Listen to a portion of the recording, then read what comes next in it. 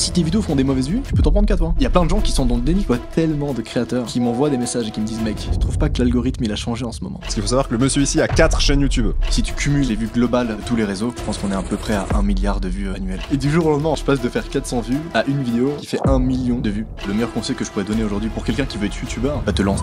Là, c'est le meilleur tips de l'épisode potentiellement. À partir du moment où je t'ai envoyé un DM et où j'ai pu déléguer mes montages, il y a 6 heures dans ma journée qui ont spawn. Incroyable, ok. De tête comme ça, on a fait de CA. Je pense que par mois, on produit entre 60 et 100 vidéos. Solo Créa.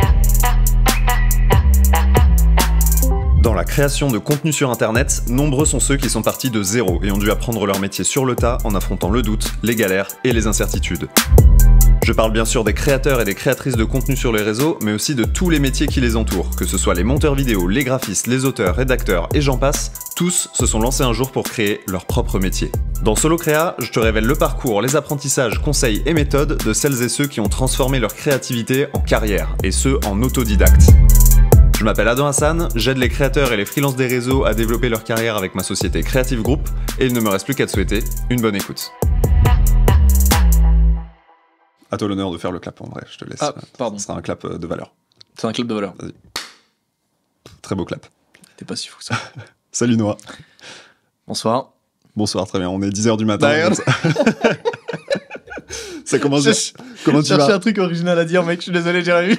C'est parfait? Non, c'est très bien. Non, ça va très bien, ça va très très bien. Et toi, merci de m'accueillir dans ce setup très stylé, hein. Très Écoute, très merci. très stylé, Voilà. très cool là derrière. Franchement, j'aime beaucoup. Vous avez ici un connaisseur des fonds blancs, donc je suis très content de l'accueillir ici. Non, vraiment, le fond blanc est validé, mec, c'est très cool. Trop bien. Bah, content que ça te plaise. Et écoute, moi, ça va très bien, vu que tu me demandais, et je suis honoré. Ça me pourrait pas aller mieux, je suis honoré de te recevoir. Tu viens de rentrer d'Australie, et tu me fais l'honneur fait, de venir rentre, ici, alors que t'es potentiellement encore déphasé. Je sais même pas quand t'es rentré. T'es Je arrivé rentre quand? d'Australie, en effet. D'Australie, merde. Ah, le bâtard.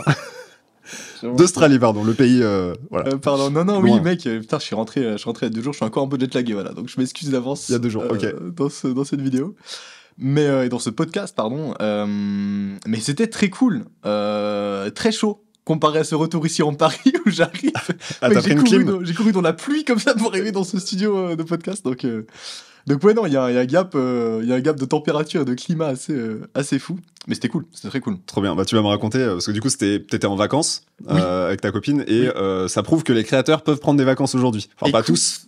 Je Mais- sais pas si on peut considérer ça comme étant des vacances à 100%. Parce que, Alors, vas-y, raconte-moi. parce que en vrai c'est dur de déco. Enfin t'as toujours des petits messages, des trucs, des machins. J'ai pas encore réussi à complètement à faire en sorte que ma boîte elle puisse tourner quand je suis off quoi. Globalement quand je suis off j'ai toujours besoin de pouvoir valider des montages, des trucs, des sorties, des trucs. Donc c'était des vacances mais il y avait quand même des petites sessions au moins une petite heure par jour tu vois où juste il faut que je check mes messages et que je réponde un peu par-ci par-là quoi. Malheureusement, Ok. j'ai pas encore passé ce gap où je peux complètement poser mon téléphone. Ah, ok, et je pensais partir, que t'avais justement, vu que tu tournes des saisons, enfin, du coup, on va en parler, mais du coup, vu que tu tournes un peu des vidéos d'avance par batch. un Écoute, peu. c'est ce que j'ai essayé de faire. Voilà. J'ai pas réussi malheureusement. Aïe, aïe, aïe. Ouais, j'étais obligé de superviser quand même quelques trucs qui étaient en cours, mais notamment parce que j'avais aussi des OP et tout qui sortaient en fait durant le moment des vacances, Ah oui. donc je pouvais vraiment T'es pas bloqué, être complètement off quoi. Ok, trop bien. Et vous avez tourné du contenu un peu là-bas, enfin, du coup, voilà, Ouais, on a fait des petits, j'ai fait des petits vlogs, des petites J'ai capsules. C'est vrai. Ouais, bien sûr. Ouais, j'ai fait des petites capsules sympathiques. En vrai, j'ai pas fait grand chose. Je voulais faire beaucoup plus.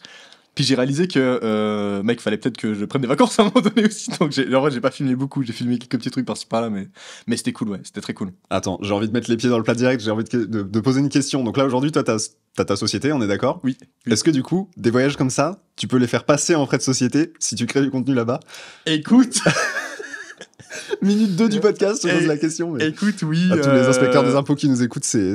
Non, oui. En Tout fait, est clean ici, hein, non, bien mais sûr. je pense que je vais faire je vais faire une sorte de mode parce que en effet, il y a une bonne partie du voyage que j'ai quand même utilisé pour créer du contenu. Oui, en vrai de vrai, enfin, je veux dire, blague à part, Euh, tu crées du contenu là-bas, littéralement, c'est... En l'occurrence, oui. Moi, ça m'est jamais arrivé de partir en vacances et vraiment de tout mettre en frais de société et de créer pas de contenu. Je trouve ça vraiment un peu abusé comme bail. Genre de faire une story, Oui, tu oui. vois. Non, j'ai jamais fait ça, mais en effet, ouais, là, en l'occurrence, je pense qu'il y a une bonne partie du voyage que je mets en frais de société, ouais, parce que j'ai quand même, j'ai rentabilisé le voyage en créant du contenu sur place, quoi. Bien Mais sûr. même, j'ai fait des stories, des trucs, machin, etc. Tu vois, bon, c'est pas. Voilà. Bien sûr, bah, je comprends. Bah, pour expliquer et donner le contexte, voilà, à tous voilà, pas forcément tous les non-indépendants, mais en tout cas ceux qui n'ont pas forcément déjà travaillé ou créé de société et qui nous regardent ou qui nous écoutent, quand tu es entrepreneur ou créateur, mais qu'en tout cas tu as une société qui génère du revenu, tu peux, c'est plus avantageux, on va dire, de faire passer Exactement. Ouais. voilà, des frais, on va dire, dans ta société. Je sais pas comment expliquer ça, si t'as des exemples concrets du Exactement, quotidien, mais mais genre une caméra, toi, aujourd'hui, là où avant, quand t'avais pas ta société, tu l'achetais en perso sur tes revenus, je sais pas, de ton salaire ou autre, et que ça fait toujours mal, de toute façon, de payer une grosse cam, mais bien sûr. pouvoir la passer dans ta société, ça crée des charges, etc. C'est plus intéressant, quoi. Exactement, ouais. Et surtout quand t'es, en l'occurrence, quand t'es créateur de contenu littéralement sur Ouais. Internet, donc ton job, c'est vraiment de faire des vidéos. En l'occurrence, c'est encore plus simple en fait de faire passer des voyages en frais de société. Si tu fais des vidéos sur place, techniquement, t'es en train de travailler sur place, quoi. Après, sur la technique, il y a des gens qui peuvent abuser de cette pratique ou. Ouais. T'en connais des gens qui font genre qui se payent un aller-retour en Australie et pour une story genre en mode bah, regardez, j'ai créé du contenu. En vrai, j'en ai entendu Des parler. billets mais moi, d'avion dans la boîte. je connais pas directement. Mais j'ai entendu parler. Je sais qu'il y en a plein de gens qui abusent de ça, tu vois. Mais j'en connais pas directement IRL, quoi. Ah, moi, vous demandez pas pourquoi je lance un podcast, hein, c'est pour. Quand on va aller tourner dans des pays, je sais pas où. Non, mais en vrai, c'est intéressant. Je me posais la question de si c'était possible ou pas. En tout cas, toi, du coup, t'es suisse, ta société est en Suisse. Oui, mais c'est les mêmes règles globalement. J'imagine qu'en France, à peu près. Tout à fait, carrément. Oui, c'est littéralement pareil. Okay. Et puis, tu parlais de matériel et tout. Oui, en effet, moi, quasiment tout le matos qu'on utilise pour tourner les vidéos, etc., c'est vraiment. Enfin, tout est pris en charge par la société. Après, en soi, je trouve que c'est un peu. J'ai pas envie de dire dénigrant, mais c'est un peu dommage de dire ah bon, tu fais passer par ta société donc tu ne payes pas. Oui, non, parce c'est que pas du tout ça. En fait, évidemment. c'est moi la société, je suis le seul actionnaire de la boîte, donc je veux dire que je paye un truc avec un compte ou l'autre, ça change pas grand chose. C'est juste qu'en termes des impôts, on se fait moins allumer si on paye avec la société que si je paye avec mon compte perso, quoi. Ça crée moins de friction fiscale. Voilà, exactement. Voilà, le mot que j'ai lâché. Ouais. Non, mais très clair. Ok. Bon, c'est voilà, je t'avais dit, je vais aller direct dedans. Mais allons-y. En vrai de vrai, comment c'était du coup en deux mots vite fait l'Australie. C'était la première fois que tu y allais du coup. Première fois que j'y allais, c'était chaud. Je connais pas du tout comment tu décris l'Australie. C'était chaud, grand, chaleureux, synonyme de chaud. Et les gens sont très gentils. Également. Ça change un peu de Paname et même de la Suisse. Moi, j'habite dans un petit patelin en Suisse. Les Suisses sont méchants, genre ? Non, pas du tout. Aigris ? Non, pas du tout. Ils sont juste vieux. Et du coup, tu peux pas vraiment communiquer avec eux, quoi. Okay. Tu vois. Et puis Paris, Paris, ils sont pressés, quoi. Tu vois. Donc non, mais c'est marrant. En Australie, les gens disent bonjour, comment tu vas quand tu vas dans un centre commercial. Okay. What the fuck, salut, enchanté. Je m'appelle Noah. Je sais pas, c'est trop bizarre. Genre à Paris, juste personne. Comme aux US un peu, enfin dans le délire. Exactement, ouais, exactement. Ouais, je trouve ça fou. Et moi, j'ai très peu voyagé. Hein. C'était le premier voyage que j'ai fait depuis 2014, mec. Incroyable. Ça fait 10 ans. Wow. Okay. Voilà, tu vois, quand je disais que les créateurs ne prennent pas de vacances. Là, on a un vrai cas d'un mec. C'est assez extrême. D'un hustler, comme on dit. Ok, trop bien. Bah, du coup, on va parler de tout ça. Un peu longue intro. Pas de soucis. J'espère que ça vous a plu. Voilà. Écoute, je pense que c'est important. Je garde tout, sans exception.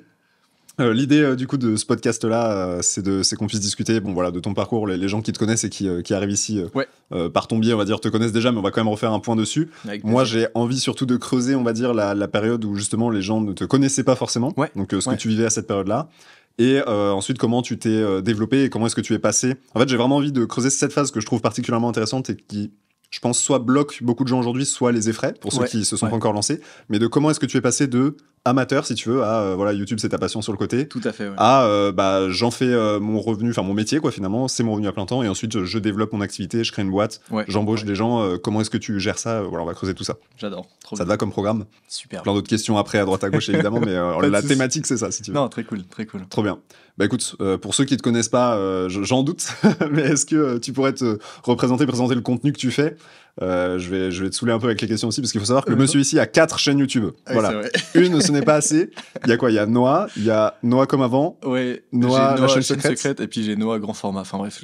Ah oui, voilà. C'est Noah grand format qui me manquait. Je suis un peu un fou. Je sais pas pourquoi j'ai créé. Plus tous les autres réseaux évidemment, mais donc voilà. Comment est-ce que tu décrirais ton métier, ton activité aujourd'hui? Bien sûr. Alors mec, je te fais une petite présentation un peu cliché, mais moi je m'appelle Noah Dorian, j'ai 23 ans aujourd'hui. Je me suis lancé sur YouTube en 2014 à 14 ans, même si je faisais déjà des petites vidéos à l'époque, avec mon père notamment, on filmait comme ça des petits Lego, mais je postais pas ça sur YouTube évidemment. Mais donc je suis dans la vidéo depuis que j'ai 10 ans, tu vois, enfin depuis que je peux tenir une caméra en fait. Et puis j'ai commencé à faire des vidéos à l'époque sur des trucs très classiques, genre du Minecraft, des podcasts. J'ai fait vraiment 10 000 trucs au début, mais je me suis vraiment démarqué démarqué c'est un gros mot, mais je me suis fait connaître on va dire avec des threads d'horreur où je racontais en fait des histoires un peu horrifiques, un peu comme peut-être que des gens ont la ref, un peu comme Squeezie qui raconte lui aussi des threads d'horreur, qui racontait lui aussi des threads d'horreur à ce moment-là. C'est qui Squeezie? Je sais pas là. Squeezie qui est le plus gros créateur aujourd'hui. Pardon.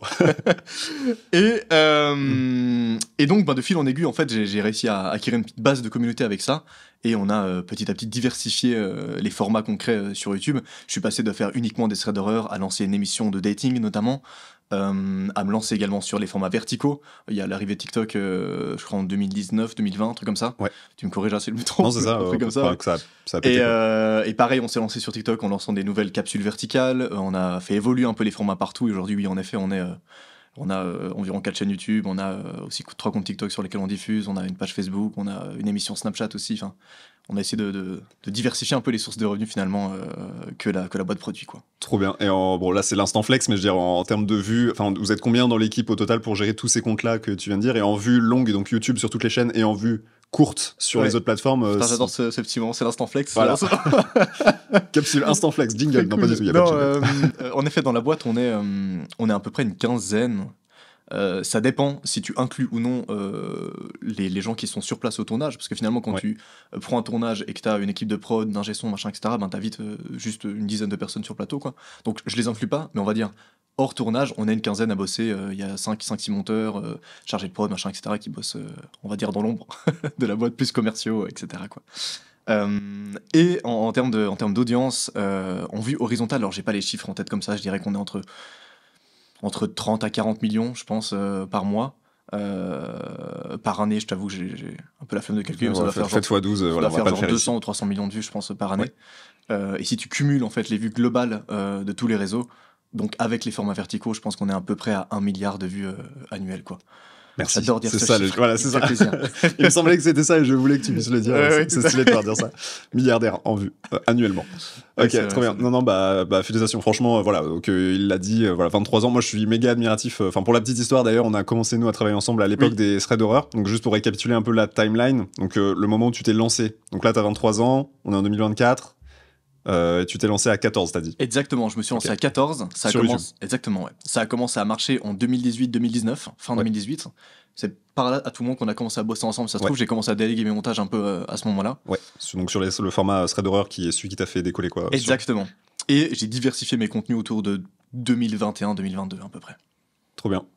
Non, franchement, trop stylé. Voilà, comme je disais, moi, méga admiratif de ton parcours. Au final, on a le même âge, sauf que on a commencé, on est tombé dans YouTube au même moment, sauf que lui, il a percé et pas moi. Voilà. Donc, mais t'as percé dans autre chose, donc. Merci. Non, mais abonnez-vous quand même. Moi, je veux, moi aussi, le milliard. Non, pas du tout. Non, mais abonnez-vous quand même, parce que là, du coup, la chaîne va être lancée avec. Incroyable. Je sais pas quand va sortir cet épisode-là, en premier, dans les premiers en tout cas. Putain, insane. Mais voilà, n'hésitez pas à vous abonner, à mettre 5 étoiles sur Spotify, Apple Podcast, c'est comme ça qu'on dit. Peut-être ça marche plus si c'est toi qui le fais, c'est pour ça que c'est. Non, c'est vrai, absolument très important de suivre cette nouvelle chaîne YouTube qui vient d'émerger sur la plateforme. Oh, merci, ça me fait plaisir. Avec plaisir.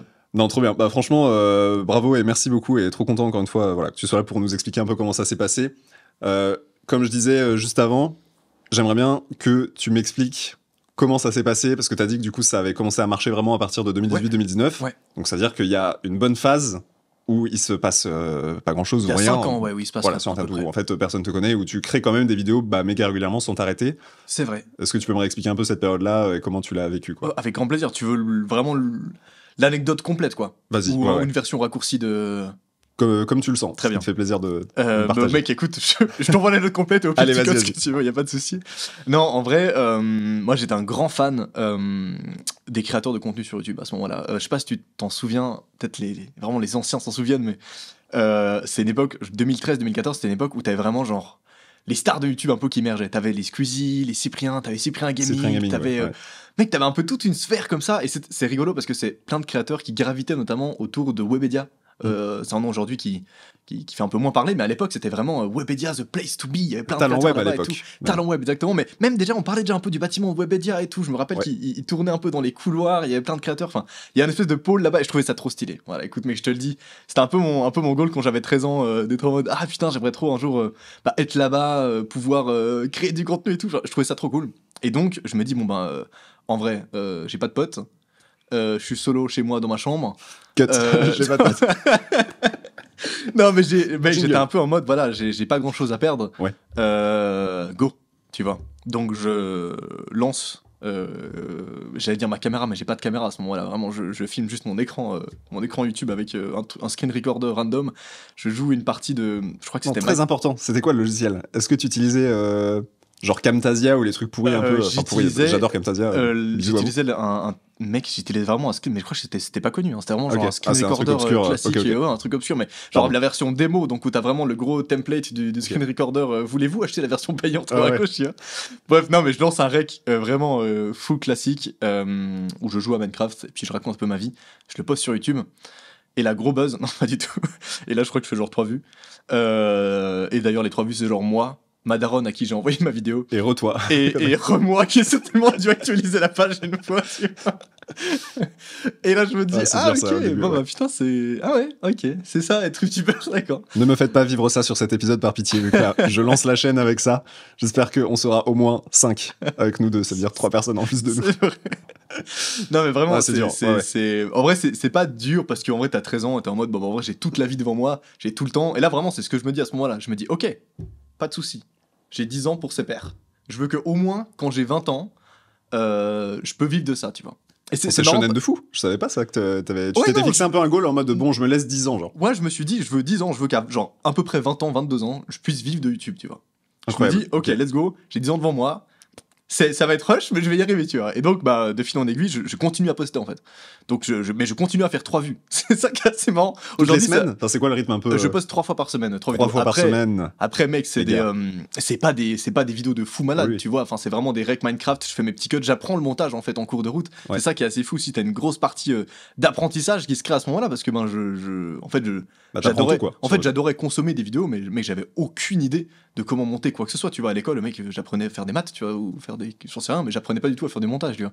Donc je me mate des petits tutos YouTube et tout, j'apprends à utiliser Adobe Premiere, logiciel du démon à l'époque quand j'ai 13 ans, je comprends absolument rien. Dès le début, tu pars sur Premiere? Mec, dès le début, je pars sur Premiere, ouais. Parce que le schéma un peu classique, c'est bon, tu commences sur Movie Maker ou des trucs comme ça, tu te rends compte très vite que c'est nul, après tu passes sur Vegas, parce que tu dis, ça a l'air moins compliqué, et après tu te rends compte qu'en fait, c'est mieux d'aller sur Premiere. L'anecdote, c'est que toi, t'as pris le raccourci direct. Mais je check un top 5 des meilleurs logiciels de montage, tu vois, et il y a genre Premiere Pro et un autre Sony Vegas, peut-être, je crois. Ouais, c'est ça, Sony Vegas. En top 1, top 2, et puis Sony Vegas, je vois l'interface, je suis en mode, ah putain, ça a l'air très compliqué. Je vois Adobe Premiere, je dis, ça a l'air très compliqué, mais peut-être un peu moins.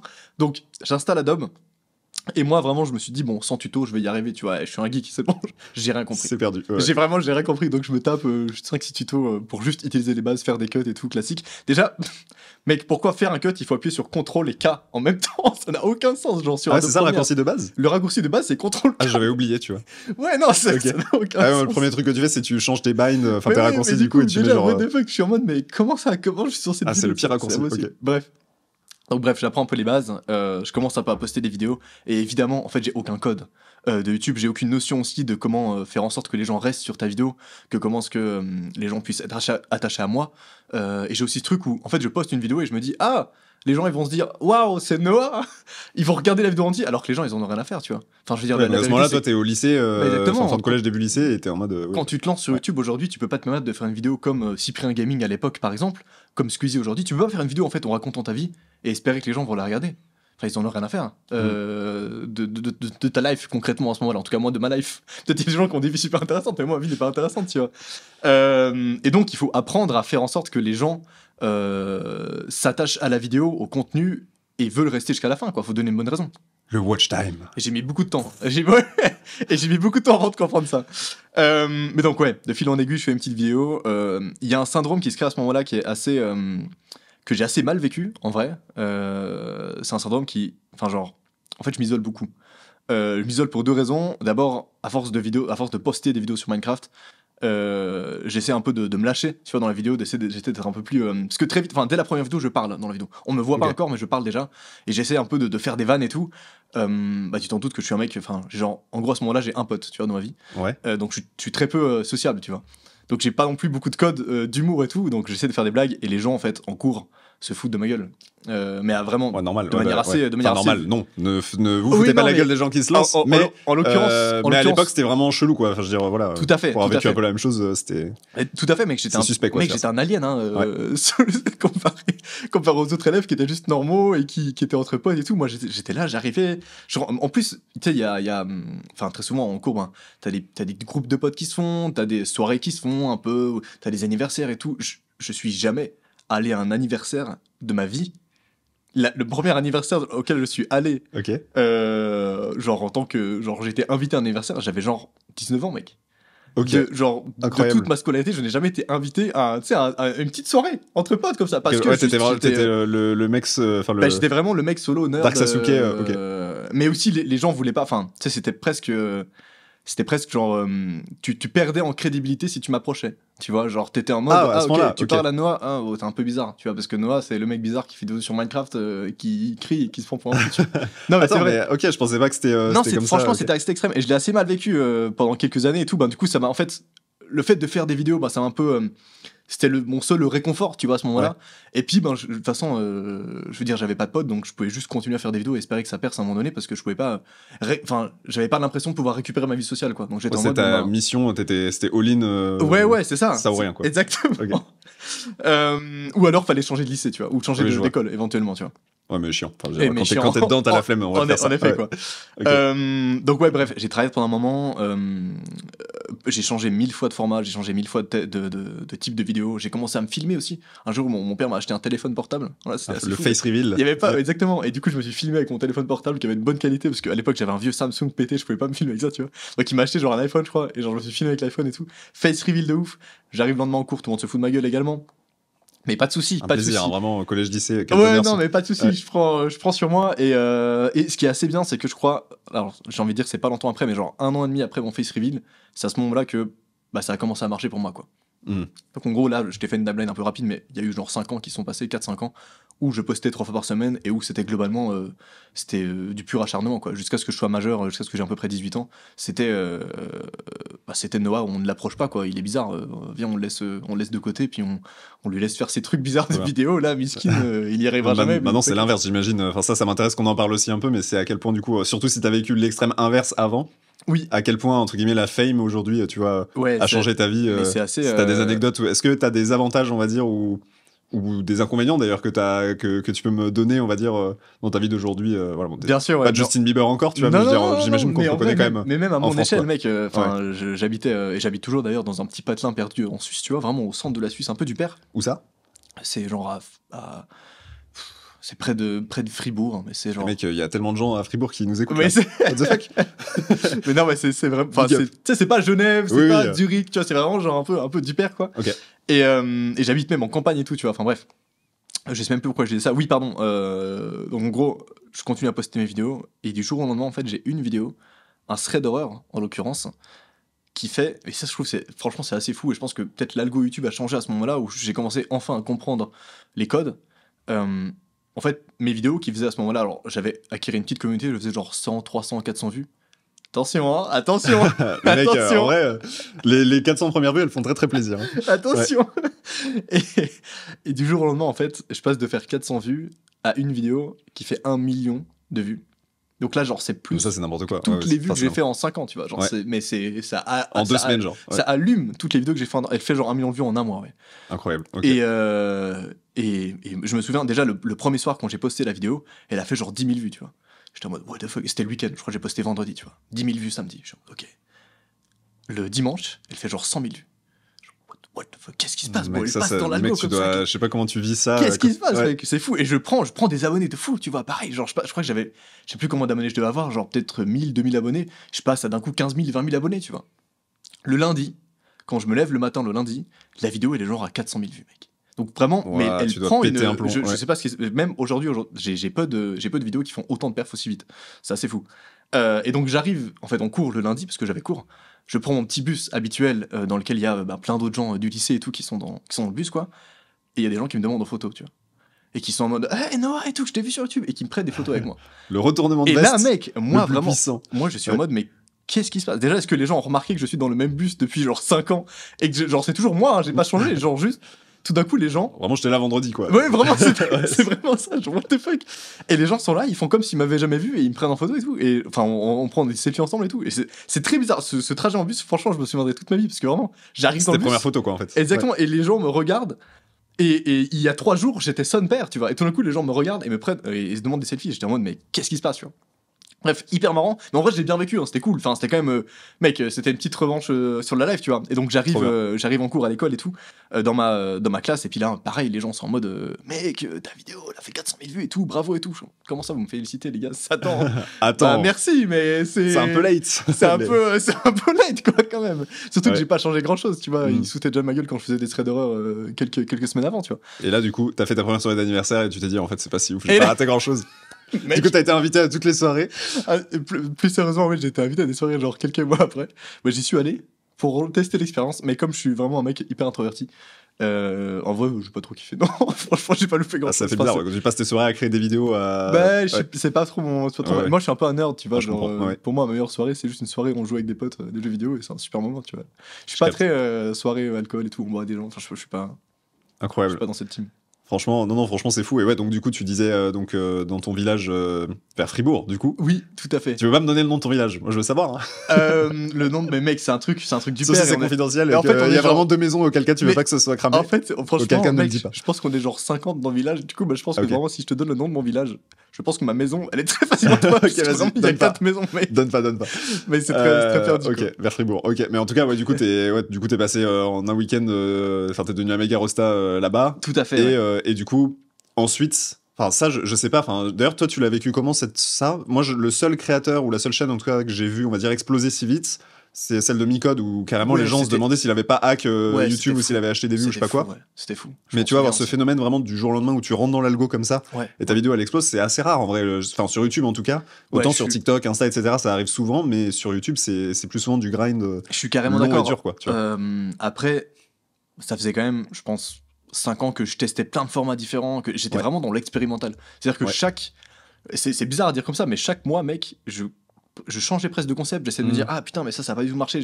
Vraiment, je faisais du A/B test constant, en fait. Tu vois. Enfin, peut-être pas au début, tu vois, mais sur les 3 dernières années, je faisais du A/B test constant pour vraiment essayer de trouver un truc qui n'a pas trop été fait ou qui commence à émerger et de trouver un marché qui est pas trop saturé, tu vois. Ouais. Et avec cette stratégie-là, j'ai fini par réussir à avoir vraiment un marché qui, tout d'un coup, avait une demande de fou.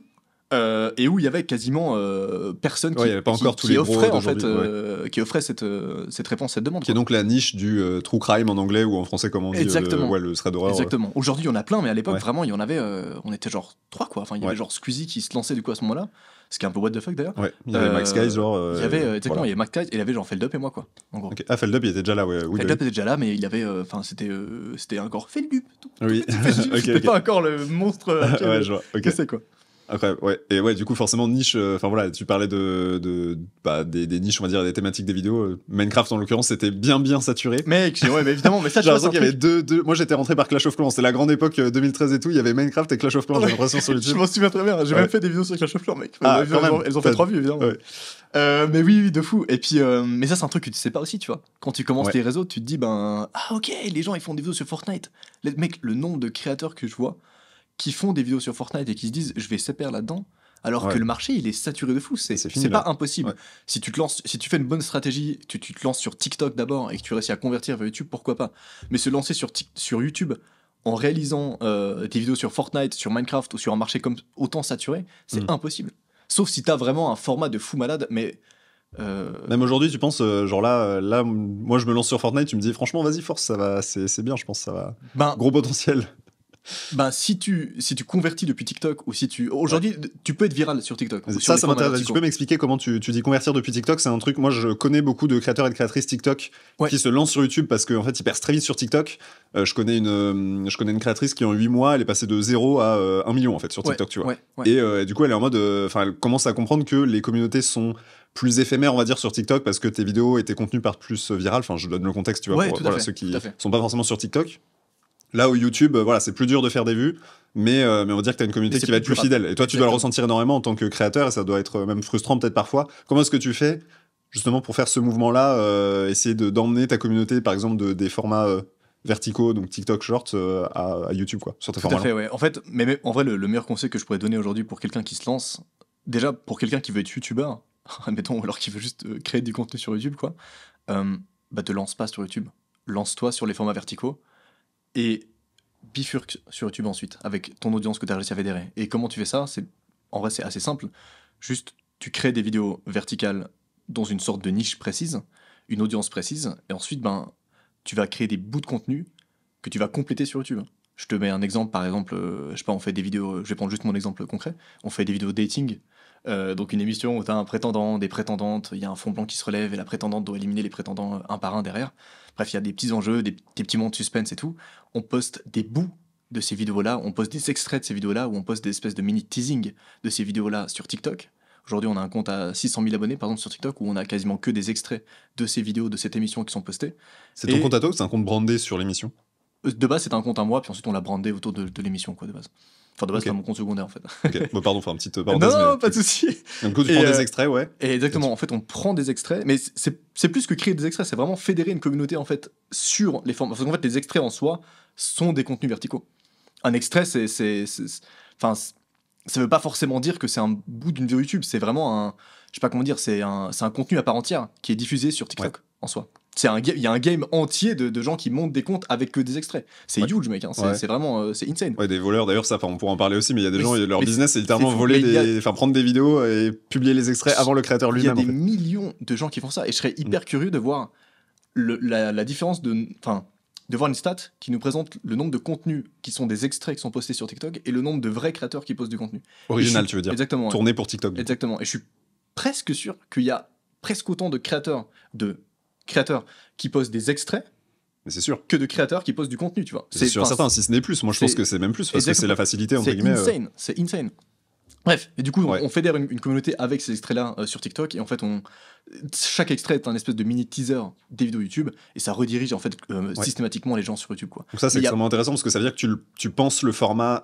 Enfin, ça, c'est toujours la grande question, c'est est-ce que tu penses. Là, je te disais par exemple que le podcast. Alors moi, je fais l'inverse de ce que tu dis, c'est-à-dire que je fais ce format-là d'abord pour YouTube, et ensuite, je vais, évidemment, on va publier des extraits sur les différentes plateformes, mais il y a quand même une partie de ce que j'appelle moi d'idéation. C'est-à-dire sur le concept juste de ton contenu, de le penser aussi pour qu'il soit adapté pour les formats verticaux. Donc en fait, toi, ce format-là de dating, il s'adapte particulièrement bien parce que t'as des... Enfin, comme tu dis, t'as des prétendants... Enfin voilà, tu peux prendre juste un extrait sur un prétendant, tu fais un focus et les gens, ça leur donne envie de voir la suite. Ça va même un peu plus loin de ça, nous, quand on imagine ces formats d'émissions de dating, moi, quand je fais une vidéo, je me dis pas, je vais faire une vidéo YouTube. En l'occurrence, sur la chaîne principale. Je te parle pas de Threader ou quoi. Là, en l'occurrence, oui, c'est très ciblé, c'est très YouTube. Parce qu'on le rappelle, il a 4 chaînes. En effet. 4. En l'occurrence, pour la chaîne principale, qui est la chaîne où on diffuse les émissions, moi, je pense à faire une vidéo. Et c'est comme une musique. Une musique, tu penses pas à faire une musique Spotify. Tu fais une musique et tu vas la diffuser sur Deezer, sur Spotify, j'en sais rien, sur... Si elle le remet en concert ou pas, etc. Exactement. Tu penses à faire une musique dans sa globalité. Moi, globalement, et aujourd'hui, je pense que c'est un peu le meilleur conseil que je pourrais donner, tu penses pas à faire une vidéo YouTube, tu penses à faire une vidéo. Que tu vas diffuser et que tu vas penser pour les plateformes de manière globale. Et donc, quand on fait une émission de dating, typiquement, comment je structure l'émission, elle est structurée de manière à ce qu'elle fonctionne d'abord et avant tout là où il y a le plus de viralité, donc sur les formats verticaux. Et ensuite, en effet, l'espèce de compilation de tous ces extraits est sur YouTube. Mais moi, je le considère vraiment... C'est marrant de le voir comme ça. Moi, je le considère vraiment comme on diffuse la vidéo sur les formats verticaux, et si tu veux voir la compilation de tous ces extraits, et si tu veux vraiment voir le storytelling de A à Z, tu peux voir sur YouTube l'émission complète. Mais moi, typiquement, aujourd'hui, quand on me dit est-ce que t'es youtubeur, alors oui, techniquement, je suis youtubeur, mais je suis juste un créateur de contenu audiovisuel. Je suis pas forcément youtubeur YouTube. On fait, tu l'as vu tout à l'heure, on fait peut-être 300 millions de vues annuelles, mais on fait 1 milliard de vues annuelles, globalement. Donc on est beaucoup plus présent sur les formats verticaux que juste sur des plateformes horizontales, quoi. C'est très très fort ce que tu as dit, parce que ça sonne obvious tel que tu le dis, mais moi je l'avais jamais entendu tel que tu l'as prononcé là. De penser en fait la vidéo comme juste une création originale de base que tu penses d'office pour toutes les plateformes. Mais parce qu'aujourd'hui il y a et avec toutes les plateformes, enfin avant entre guillemets c'était plus simple, il y avait que YouTube en vidéo, et il y avait pas il y avait pas TikTok, Insta, c'était enfin voilà, bon, il y avait que YouTube quoi pour faire de la vidéo. Et si tu voulais créer du contenu ailleurs, t'avais genre Twitter quoi et Facebook, mais bon. Tout à fait. Malaise, voilà. Donc c'était YouTube ou rien. Exactement. Donc aujourd'hui maintenant il y a même LinkedIn machin, et en gros il y a un peu cette schizophrénie, tu vois, des plateformes de sur quelle plateforme est-ce que je me lance, j'en choisis une et je la ponce. Ouais. Alors qu'en fait, toi, t'as l'approche de. Je trouve ça dommage, en fait. Je trouve ça dommage de se dire. Direct, quoi. C'est comme si tu fais de la musique, tu dis, ok, let's go, je me lance sur Spotify. Le parallèle est incroyable. Ouais. Pour moi, tu te lances sur la vidéo et mais du coup, ça demande une petite étude du marché. Tu essaies de comprendre, qu'est-ce qui fonctionne sur TikTok, Snap, Insta, machin, etc. Tu essaies de comprendre, en fait, globalement, qu'est-ce qui marche un peu partout et tu essaies de trouver un format qui peut fonctionner un peu partout sur tous les canaux. Mais typiquement, le podcast, c'est un très bon exemple. Il y a plein de podcasts qui fonctionnent en vertical et en horizontal, et même à l'écoute uniquement. Enfin, c'est encore plus global que YouTube, quoi. Ouais. J'ai hâte de voir, moi, les stats de où est-ce que les gens écouteront le plus sur nos 5 vues, là, sur cet épisode. Est-ce qu'il y en aura une par plateforme ou est-ce que tout le monde sera sur Spotify ou YouTube, tu vois, ça serait intéressant. Tout à fait, ouais. Et puis, ce qui est assez fou aussi, désolé, je m'égare un peu, mais ce qui est assez fou, c'est que la viralité qu'on trouvait en 2013, 2014, 2015 peut-être sur YouTube, aujourd'hui, on la retrouve sur TikTok. Ouais. Ou sur Shorts, sur YouTube Shorts en l'occurrence, donc le format vertical de YouTube. Et ça, je trouve que ça, c'est fou. En fait, aujourd'hui, oui, YouTube est saturé aussi, si tu veux. Voilà, il y a des satires aussi, tu vois. Le Starly, là. Aujourd'hui, oui, en effet, YouTube est complètement saturé en version horizontale. Mais par contre, les formats verticaux, il y a encore énormément de demandes. Il n'y a pas tant d'offres que ça. C'est ok. Tu peux encore percer en format vertical, quoi. C'est pas impossible. Demain, tu postes une bonne vidéo en format vertical, elle peut fonctionner. Ouais. Demain, tu postes une bonne vidéo sur YouTube en format horizontal, elle ne marchera pas. Ouais. En tout cas, je pense. Oui, en first time, enfin, si c'est ta première vidéo, quoi. Exactement. Il y a un monde où elle fait 2 vues, tu vois. 99% de chances qu'elle fasse 0 vues. C'est assez fou. Et je termine ensuite mon explication. Très ingrat YouTube pour ça. Ouais. Je termine juste mon explication avec ça parce que c'est assez rigolo. J'ai lancé un autre compte TikTok hier qui n'a rien à voir avec moi. C'est un média en fait qu'on lance. J'ai posté la première vidéo sur TikTok. Elle a fait 100 000 vues. Incroyable. Il n'y a pas moi dessus. Ça, c'est vraiment spécifique à cette plateforme, quoi. Ouais, c'est vraiment complètement, ça, c'est complètement détaché. Parce que pour le coup, même Insta et YouTube, en vrai, j'imagine que tu l'as posté aussi sur d'autres. Exactement. T'as fait que TikTok. Mais c'est que sur TikTok. J'ai posté partout, mais ça fait 0 vues ailleurs. Mais ça fait 100 000 vues sur TikTok. Même sur YouTube Short et sur Instagram. YouTube Short, c'est toujours plus long. C'est toujours plus long, en fait. YouTube Short, généralement, ça commence à marcher au bout de 3-4 semaines. L'algorithme est lent, en fait. Il est bien, hein, mais il est juste lent. Faut pas que tu t'imagines à faire 200 vues la première soirée, quoi. Ça va faire 200 vues, mais peut-être sur une semaine, quoi. Ah, c'est étalé, c'est ça que tu veux dire, quoi. C'est un peu étalé, ouais, c'est un peu étrange. Ou alors, tout d'un coup, quelqu'un appuie sur un bouton et ça buzz, mais 3 mois après, quoi. C'est marrant. T'imagines, il y a quelqu'un vraiment chez YouTube. Ouais, c'est pas trop bizarre. T'as l'impression que le truc est pas référencé et 3 semaines après, tout d'un coup, le truc est référencé. C'est assez étrange.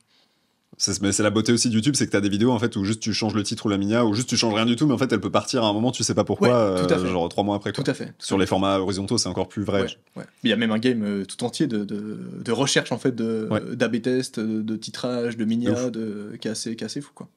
Cette nouvelle fonctionnalité là, donc de l'A/B test des miniatures, tu l'as, enfin du coup est-ce que ça a apporté, on va dire, un gros changement sur la performance pour toi ou dans ta manière de travailler, etc., ou est-ce que ça change pas grand chose finalement dans tes. J'ai pas checké, pour être honnête, sur tes dernières vidéos, tu vois, est-ce que ça t'aide, on va dire, à performer mieux ou en fait.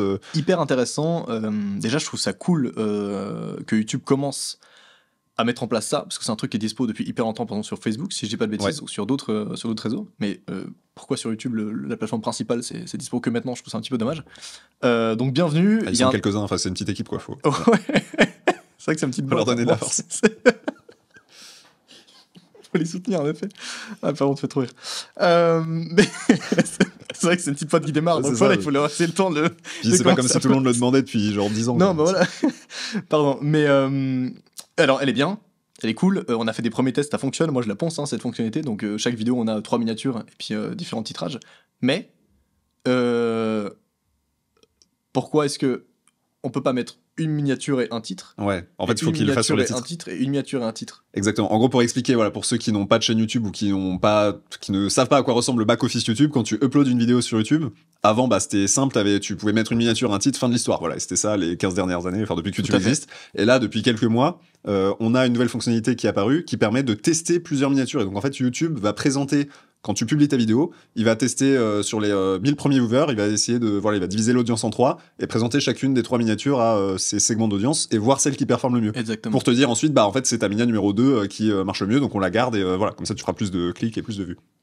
Et Exactement. le problème, c'est que, par exemple, sur Facebook, ou en tout cas dans les mécaniques classiques d'A/B test en marketing ou sur Facebook, par exemple, sur d'autres plateformes, bah, tu peux aussi tester différents titres parce qu'en fait, ça va ensemble. Il y a souvent un combo titre qui va bien avec, enfin, t'as un titre qui va bien avec telle miniature, un titre qui va bien avec telle miniature. Et aujourd'hui, sur YouTube, on a l'A/B test, donc des miniatures, mais pas des titres. C'est-à-dire que tu dois mettre un seul titre.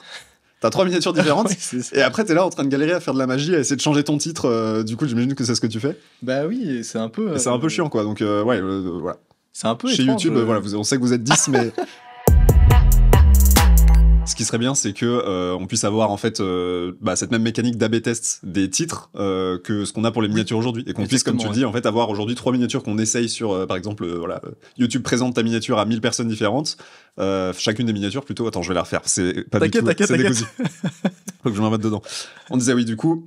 Ce serait bien du coup d'avoir en fait la possibilité de tester 3 titres, comme aujourd'hui on a la possibilité de tester 3 miniatures, comme on vient de l'expliquer. Ouais, tout à fait. En fait, ce qui est dommage, c'est que tu dois trouver un titre et tu dois faire une miniature qui ressemble un peu au titre. Et du coup, 3 miniatures qui ressemblent un peu au titre, vu que t'as un seul titre en fait. Du coup, c'est vite très chiant parce que tu peux pas vraiment faire du A/B testing. Tu peux juste faire une petite variante de ta miniature, mais ça doit quand même plus ou moins la même parce qu'elle doit ressembler au titre en fait. Donc, du coup, c'est très relou. C'est ça. Ou alors, il y a d'autres stratégies, il y a d'autres. Enfin voilà, moi je fais ça pour d'autres chaînes où je connais d'autres créateurs qui font ça. Oui. C'est que tu fais 3 miniatures qui sont extrêmement différentes. Mais du coup, c'est méga galère pour le titre, comme on vient de le dire.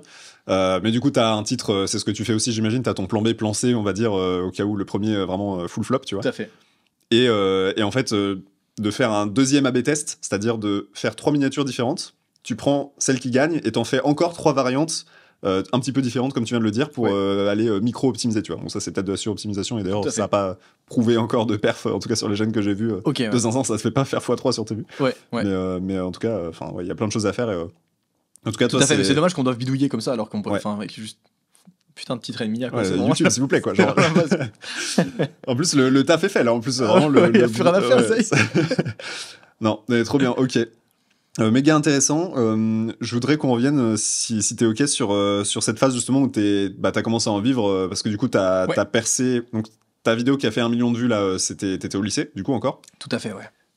Et ensuite, comment est-ce que tu as géré ça? Parce que du coup, c'est ce que je disais, c'est que je sais pas si en fait tout le monde a envie d'être dans cette situation, parce que du coup, tu as la pression pour la vidéo d'après. Genre, si tu refais 3 vues après, c'est très violent, quoi. Ouais, en vrai, c'est bien intéressant. Comment ça s'est passé et à quel moment tu t'es dit, vas-y, là, je vais en vivre? Ouais.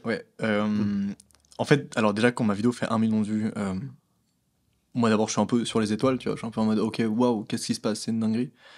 Et rapidement, je tombe des étoiles. Tu vois, bien sûr, c'est ça. C'est le risque. Je tombe parce que à mesure que je poste les prochaines vidéos et à mesure en fait je vois la courbe. En fait, j'ai plus jamais vu du. Alors il y a un truc qu'il faut savoir sur YouTube, c'est que quand on regarde les analytics, je sais pas si c'est encore le cas aujourd'hui parce que j'ai un peu arrêté de les regarder, mais à l'époque elles sont divisées en analytics vertes et analytics rouges. C'est en gros les statistiques et ça te dit genre est-ce que t'es dans le vert, est-ce que t'es bien ou est-ce que t'es dans le rouge. C'est toujours le code couleur du dashboard. C'est toujours aujourd'hui le cas. Couleur, putain, j'ai un peu arrêté de regarder, je t'avoue, pour ma santé mentale notamment. C'est bien. Et donc, je n'ai plus jamais vu de vert dans mes analytics à partir du moment où j'ai posté ces vidéos. C'est-à-dire que quand je faisais 200-300 vues, quand je faisais 200-300 vues, j'avais parfois du vert, du rouge, machin, etc. Tu vois, ma santé mentale était ok. Quand j'ai 10 000 vues, c'était en mode tu es nul. Voilà. Noir. Mais là, globalement, j'ai posté ma vidéo qui a fait 1 million et ensuite de ça, mes stats ont vraiment fait genre. Ils sont descendus, tu vois. Ce qui est pas dramatique parce qu'en vrai, c'était quand même toujours mieux qu'avant. Je vais pas te mentir, c'est toujours mieux que. Déjà, globalement, j'avais plus cet isolement social. Les gens venaient un peu vers moi, me poser des questions sur ce que je faisais et tout. Donc, j'avais plus besoin de prouver, quoi, entre guillemets. Exactement. J'étais devenu entouré et surtout, j'avais cette lueur d'espoir qui est apparue, qui était pas là pendant 5 ans, quoi. Pendant 5 ans, au bout d'un moment, franchement, mec, j'arrivais à la fin. En gros, c'était genre quelques mois avant que je dois passer mon bac.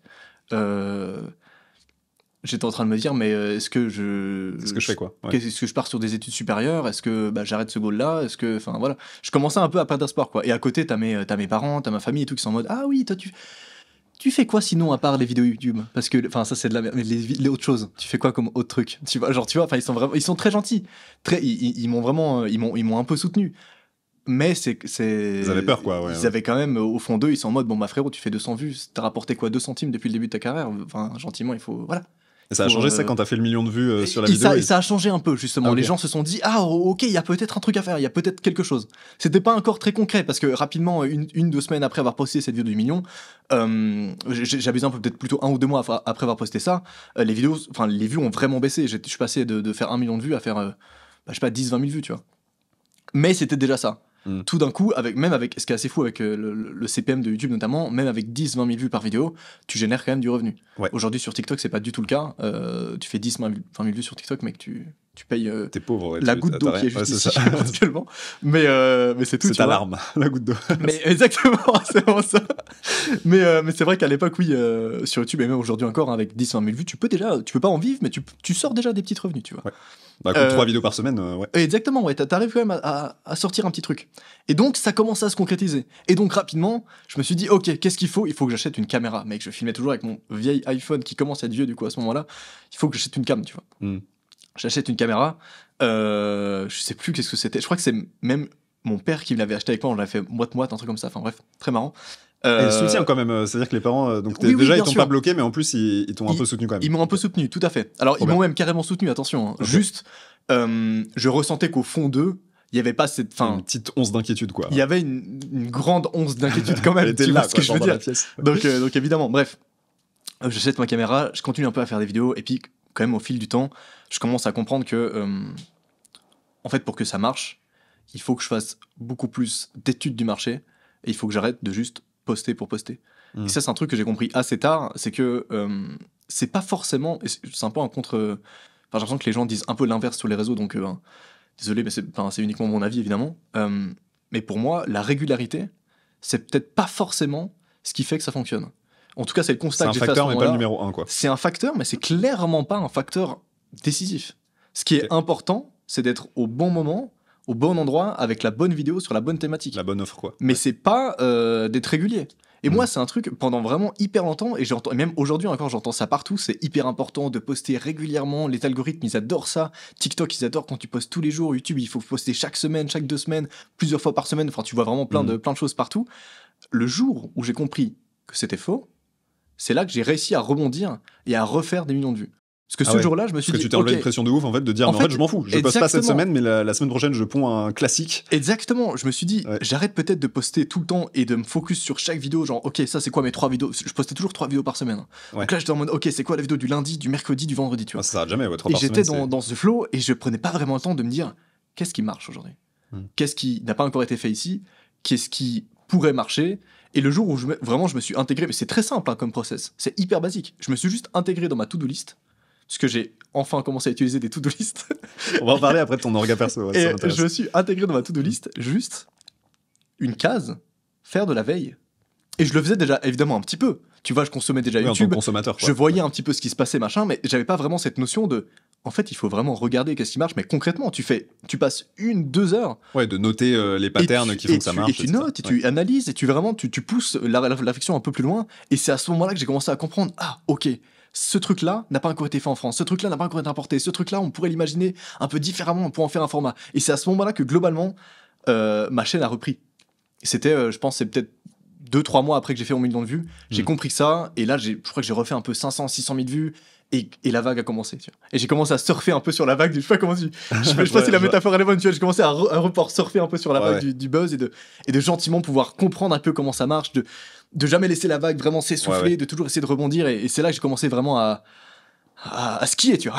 Je capte. Et à travailler avec Okamedia, et puis voilà, c'est pour ça que finalement... Exactement, après, c'est aussi à ce moment-là, parce que globalement, faire de la veille, mais c'est littéralement ça, hein. Je pouvais pas faire de la veille et faire du montage. Je n'avais pas le temps de réfléchir à quel format pouvait fonctionner et faire du montage en même temps. Ça me prenait trop de temps, surtout pour des threads d'horreur où c'était des formats qui prennent énormément d'illustrations, énormément de temps à monter. En tout cas pour moi, à mon échelle à ce moment-là, c'était vraiment 3 par semaine, mec, c'est impossible. Tu devais faire que ça en fait. Je faisais que ça, littéralement. Surtout si t'allais en cours à côté, c'est même chaud. Je faisais du 16h 23h à peu près. Tout le temps que j'allais dormir et c'est 3. Ok. Une fois, il y a un petit truc hyper intéressant sur la régularité de post, mais si tu vas-y, dis-moi. C'est quoi En fait, il y a juste un truc que j'entends partout et je me dis c'est hyper important de juste apporter mon point de vue là-dessus. Vas-y. Il y a plein de gens qui disent que c'est pertinent de poster par exemple tous les jours sur TikTok ou tous les jours sur Insta.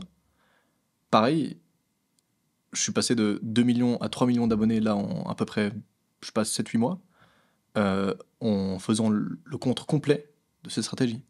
Au lieu de poster tous les jours sur les réseaux, parce que globalement j'ai fait le même constat que sur YouTube à l'époque, je stagne, j'ai stagné pendant un moment sur TikTok, je restais bloqué entre guillemets à 2 millions d'abonnés. Là tu parles de TikTok du coup quand tu dis que t'es passé de 2 à 3 millions. Exactement. Je suis resté bloqué pendant un moment, je me suis dit ok, qu'est-ce que je fais de faux ? À ce moment-là, je postais presque tous les jours, mais en tout cas j'essaie d'obtenir une bonne régularité. Et là j'ai tenté une nouvelle stratégie et que j'applique depuis 7-8 mois, c'est qu'au lieu de poster tous les jours, je fais des big sessions du futur où je poste entre 5 à 15 fois par jour. Entre 5 à 15 vidéos par jour, exactement. Mais sur une période courte, et après tu sors rien. Mais sur une période courte, donc sur une période de 4-5 jours. Ça crée un énorme effet snowball, un énorme effet boule de neige où t'es partout, quoi, en fait, les gens. En fait, exactement, il y a une vidéo qui perce et qui va faire percer toutes les autres, et tout d'un coup, les gens sont en mode « Ah putain, je vois que toi dans mes pour toi ». Et ça démultiplie mes performances de fou. Comme je t'ai dit, je suis passé de 2 à 3 millions d'abonnés en quelques mois, alors qu'à l'époque, j'avais du mal à prendre 1000 abonnés par mois, tu vois, sur TikTok.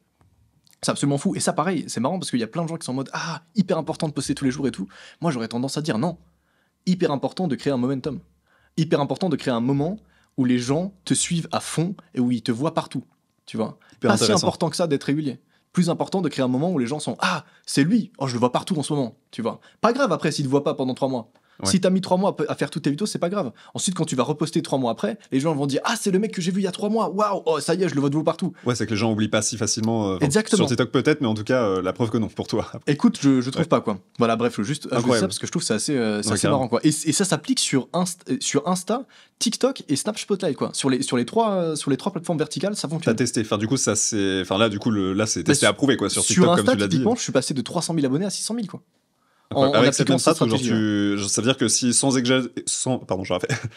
exagérer les chiffres, ça veut dire que sur Insta par exemple, tu postes 10 reels par jour. Tu postes 10 reels par jour pendant 5 jours comme tu l'as dit. Exactement. Et après tu postes pas pendant combien de temps? Vraiment 3 mois ou là, genre ça pendant, va faire un mois que tu j'ai pas posté par exemple, mais incroyable. OK. Ça m'est arrivé de pas poster durant 2 mois et demi, 3 mois, ça dépend quoi. C'est vrai qu'en fait c'est fluide en tant que viewer, enfin tu t'en rends pas compte parce que c'est vrai qu'en fait quand tu postes, en fait je vois que donc tes formats mais là, par exemple, ça fait Laurent, un mois que j'ai pas posté à part mes 2 petits vlogs en Australie quoi.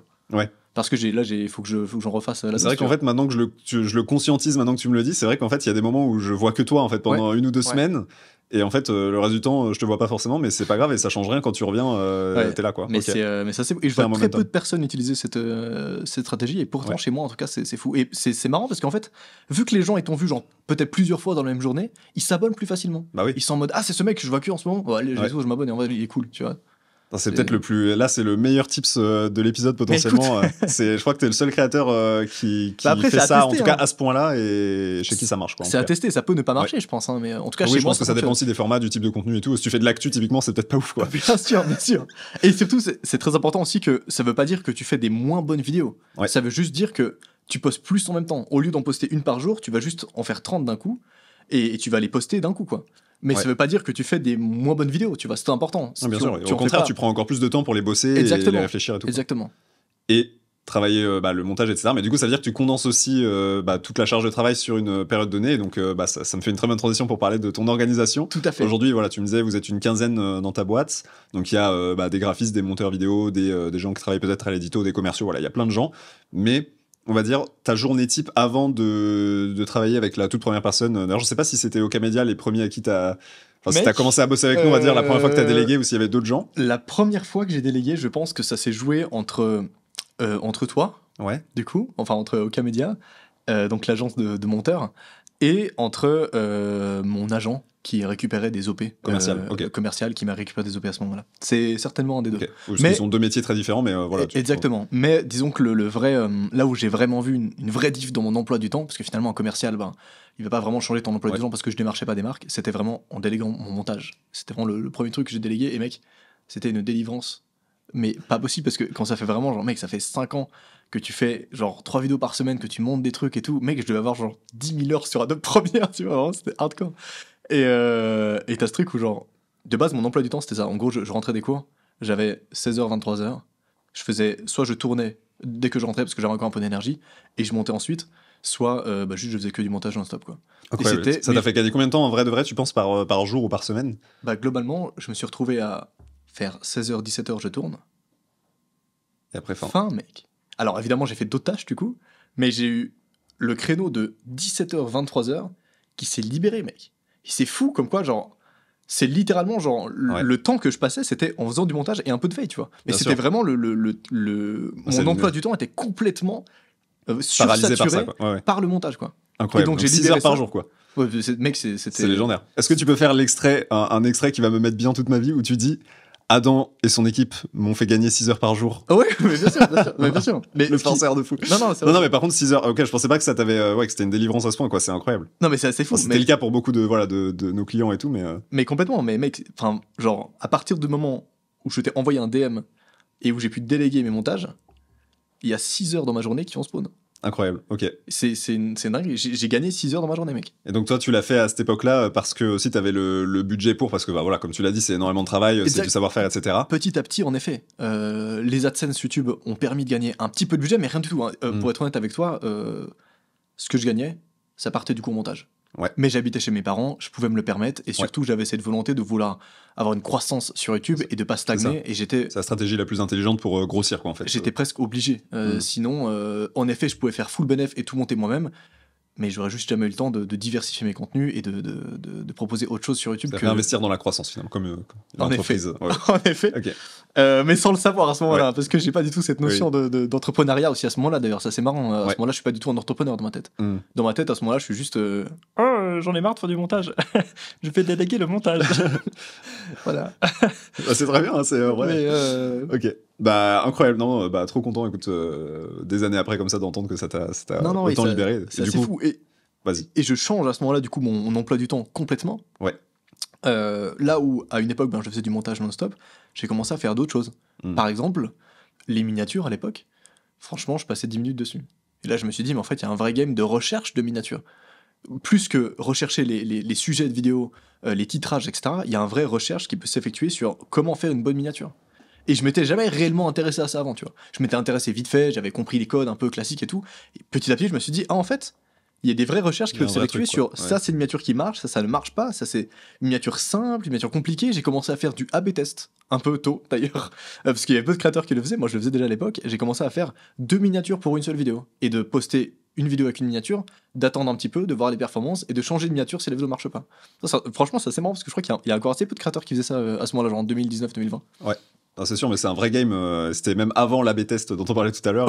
C'est tout un univers. Il y a des gens dont c'est le métier. J'ai enregistré hier du coup avec Dime Art, avec qui je travaille depuis longtemps, qui est mini maker, dont le métier, en tout cas en grande partie, c'est de faire des miniatures pour les créateurs. Et donc, je vous invite à aller l'écouter si cette thématique vous intéresse. Mais ouais, c'est un univers à part entière, quoi. Tout à fait, ouais. Tout à fait. Tout se joue hyper complexe et c'est très. Et surtout, on se rend pas compte à quel point changer de titre et de miniature pour une vidéo YouTube, ça peut tout changer. Ouais, il faut oser le faire. Parce que j'avoue que ça fait peur en fait aussi des fois. Tu te dis, je vais peut-être tuer ma vidéo en faisant ça. Au début, j'y croyais pas, mec, pour être honnête avec toi. Ouais. Quand je voyais des tutos, des gens qui disaient, mais il y avait pas trop ça en France, mais je regardais des trucs un peu aux States et qui disaient, genre, ouais, change de mini, machin, etc., ça va changer tes performances. Moi, j'y croyais moyen. J'étais en mode, si la vidéo elle est bien, elle va marcher. Ouais. Complètement faux. Donc, non, c'est le packaging, quoi. C'est le branding de ta vidéo. Faux. Si ta vidéo elle est bien, tout le monde s'en fout. Il y a un monde où elle marche. Il y a un monde où elle marche. Mais si ta miniature elle est mauvaise, ou juste si ta miniature elle est pas très bonne, et ton titre n'est pas très bon, ta vidéo, qu'elle soit bonne ou mauvaise, on s'en fout un peu, honnêtement. Sauf si c'est, attention, il y a des exceptions, il y a des masterclass absolues. Je prends un exemple random, mais je sais pas moi, Greg Guillotin, demain, il sort un méga prank et il met pas de miniature, j'ai aucun doute que le méga prank, il va cartonner. Ouais. Mais moins que s'il a un bon packaging, ouais. En effet, mais surtout, il va cartonner parce qu'il y aura 1 milliard de personnes qui vont repartager son prank sur TikTok, sur Facebook, sur Insta, machin, etc. De ouf. Ouais. Notamment, tu vois, je pense.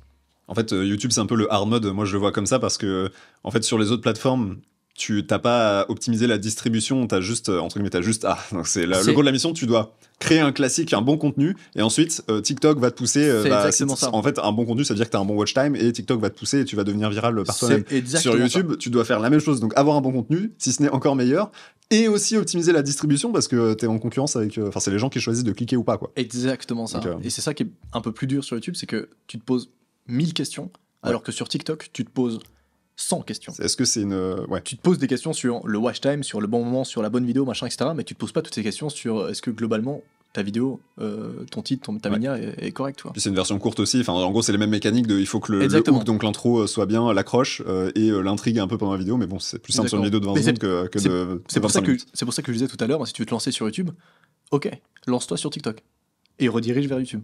Parce que si tu te lances sur YouTube à partir de rien, aujourd'hui c'est encore pire, c'est impossible. Déjà qu'à l'époque, mec, j'ai mis 5 ans. Bon, j'étais un peu bête, mais j'ai mis 5 ans quand même. Je pense que tu peux réussir plus vite, attention. Hein. Franchement, je pense pas qu'il faut 5 ans pour réussir sur YouTube. Hein. Tu peux réussir bien plus vite. Mais juste, tu réussiras encore plus vite si tu vas sur TikTok. Bien sûr, je pense. Trop bien. Et du coup, en termes d'orga, pour revenir, donc là, on parlait du montage pardon. vidéo qui t'a fait gagner 6 heures par jour, littéralement. Oui. Et donc, comment est-ce que ça ressemble à quoi aujourd'hui ta journée type donc dans ta situation actuelle, c'est-à-dire avec ton équipe d'une quinzaine de personnes? C'est assez fou, ça n'a plus rien à voir. En vrai, déjà, la première chose qui est assez marrante, c'est que j'ai commencé à investir juste sur moi-même. C'est un truc tout bête, mais genre, je me suis dit, oh, j'ai du temps, je peux faire du sport. C'est tout bête, mais juste, tu y penses pas. Quand tu fais du montage jusqu'à 23h, tu te dis pas, eh si, je vais faire un petit peu de muscu. C'est pas le mood. T'as pas le mood, t'es pas dans la cette DA, tu vois. Et là, tout d'un coup, je me dis, ah, ok, en fait, peut-être j'ai le temps d'aller faire du sport. J'ai le temps peut-être aussi de juste, déjà, de parler à des gens, de connecter socialement avec des gens. C'est un truc aussi que je n'avais pas du tout le temps, tu vois. J'ai eu le temps un peu de me reconnecter avec une vie normale, en fait, déjà de base, et avoir un horaire un peu plus normal aussi. Et cet horaire, d'ailleurs, aujourd'hui, était complètement chamboulé parce que je me suis remis un petit peu, je suis un peu un malade, je pense que je suis un peu fou dans ma tête, mais je me suis remis cette obligation de poster plein de trucs et aujourd'hui, j'ai plus un horaire normal. Ah, tu contredis toi-même le conseil que t'as donné juste avant, là, c'est ça que t'es en train de dire? Totalement, mais mec, Okay. là aujourd'hui, mec, mon planning n'a aucun sens. Hein. Ok. Mon planning, c'est. Donc t'as pas de journée type en ce moment? Si, j'ai des journées type, mais c'est. Comment dire? En fait, quand j'ai réussi à déléguer le montage, je me suis vraiment dit, ok, je vais me faire des potes, je vais juste être toujours un humain normal. Je vais kiffer la live, quoi. Exactement. Ok. Ça a duré 1 an. Ensuite, j'ai fait, bon, on va refaire. on va travailler. On va tryhard. Et donc, pour être honnête avec toi, je me suis juste libéré du temps. J'ai commencé à juste voir des gens, tu vois. Mais là, aujourd'hui, je refais des journées qui se terminent à 23h, tu vois. Ouais. Parce que pour donner, tu donnes tes chiffres, ouais. Enfin, je veux dire, en gros, en termes de CA, on va dire, je veux dire, en gros, de combien est-ce que tu fais par an, approximativement. Je veux dire, pour que les gens aient une idée aussi, parce que du coup, une équipe de 15 personnes, alors ils sont tous pas forcément full-time avec toi, etc. Mais je veux dire, est-ce que tu as un exemple, par exemple, de 2022, 2023, de ce que ça représente quand tu fais 1 milliard de vues, quoi? De tête comme ça, on a fait 500 000 de CA en 2022. Ça, chiffre d'affaires. De chiffre d'affaires, pardon, exactement. Qui n'est pas la même chose que le bénéfice. Bon, les gens savent maintenant. Tout à fait. L'habitude, mais voilà. Tout à fait. Oui, c'est vrai j'ai pas reçu 500 000 euros sur mon compte en banque en 2022. Mais il y a quand même eu 500 000 euros de thunes qui est rentré, qui est sorti, machin, etc. En 2023, c'est un peu baissé, puis en 2024, j'ai pas encore établi le bilan, mais on est plus ou moins dans ces eaux-là. On est je dirais entre 300 000 et 500 000 de CA, quoi. Ce qui permet de plus avoir la pression de pouvoir en vivre. Enfin, entre guillemets, voilà, c'est. Totalement. Pas, ça, c'est assez fou, mais je peux complètement. En fait, j'ai pas du tout envie de dire je peux arrêter de travailler pendant toute ma vie, mais je peux arrêter de travailler pendant quelques années en tout cas. Ouais. Ce qui est déjà une liberté absolument folle. Je peux aussi, et ça c'est absolument fou, j'ai plus besoin de me poser la question est-ce que je peux payer cette facture ou non?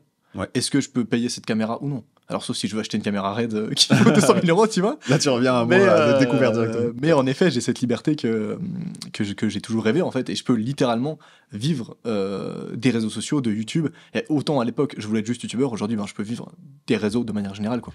Et ça, je pense, c'est absolument fou.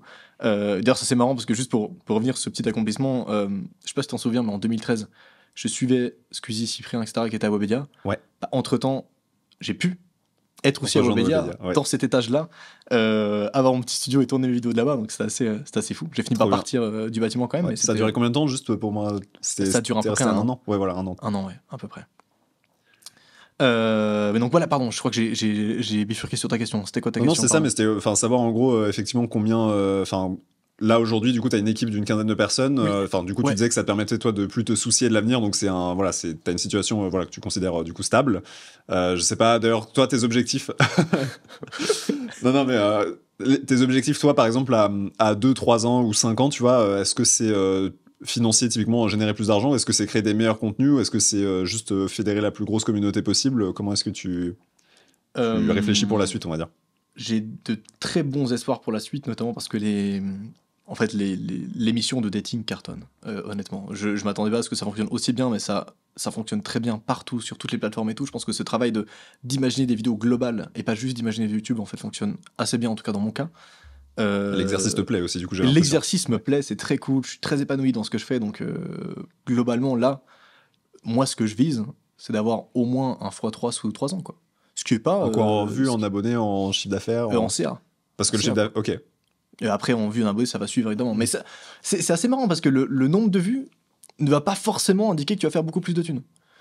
Et surtout que là on parle de chiffre d'affaires encore une fois depuis tout à l'heure, mais tu peux très bien faire beaucoup de chiffre d'affaires parce qu'en fait tu grossis ton audience et tout, mais faire absolument zéro bénéfice, voire être en perte. Exactement. Toi t'es dans quelle optique? Est-ce que du coup tu réfléchis tes formats, on va dire, dans une optique de rentabilité, Donc il faut que tu vives avec tes équipes aussi, que tu puisses les payer au bout d'un moment. Mais je dirais, est-ce que tu réinvestis tout, on va dire, dans la croissance, où tu vas aller chercher on va pas dire le fameux mot, voilà, pareil, dont je parlais hier avec Mehdi aussi, mais la surproduction YouTube, tu sais, la course un peu aux grosses prods, ou qui du coup vont coûter plus cher. Est-ce que toi, t'es dans ce truc-là ou pas trop? Ça dépend vraiment des années, pour être honnête avec toi. Des années, carrément. Ouais, non, enfin, il y a certaines années où je me dis, cette année, je vais faire je crame tout. Ok. Certaines années, je me dis, cette année, je vais faire du bénéf, tu vois. Okay. Il y a d'autres années, typiquement l'année passée, mec, j'ai fait quasiment que dalle en bénéfice. Okay. Je me suis versé à la fin de l'année, je me suis versé presque rien du tout sur mon compte en banque, quoi. Okay. J'ai tout coffré sur la boîte et surtout, t'as réinvesti dans les contenus, quoi. Exactement, quoi. J'ai quasiment, j'ai plus les chiffres en tête, mais c'est j'ai dû sortir entre 10 et 30 000 euros, tu vois. Okay. Sur 500 000 de chiffre d'affaires. Exactement, rappelle, donc vraiment que dalle. Ouais. Cette année, un peu plus. Cette année, je suis en mode, c'est bien de faire un peu de bénéfice. C'est de la prise de risque aussi, donc en fait, il faut balancer, quoi. Ouais.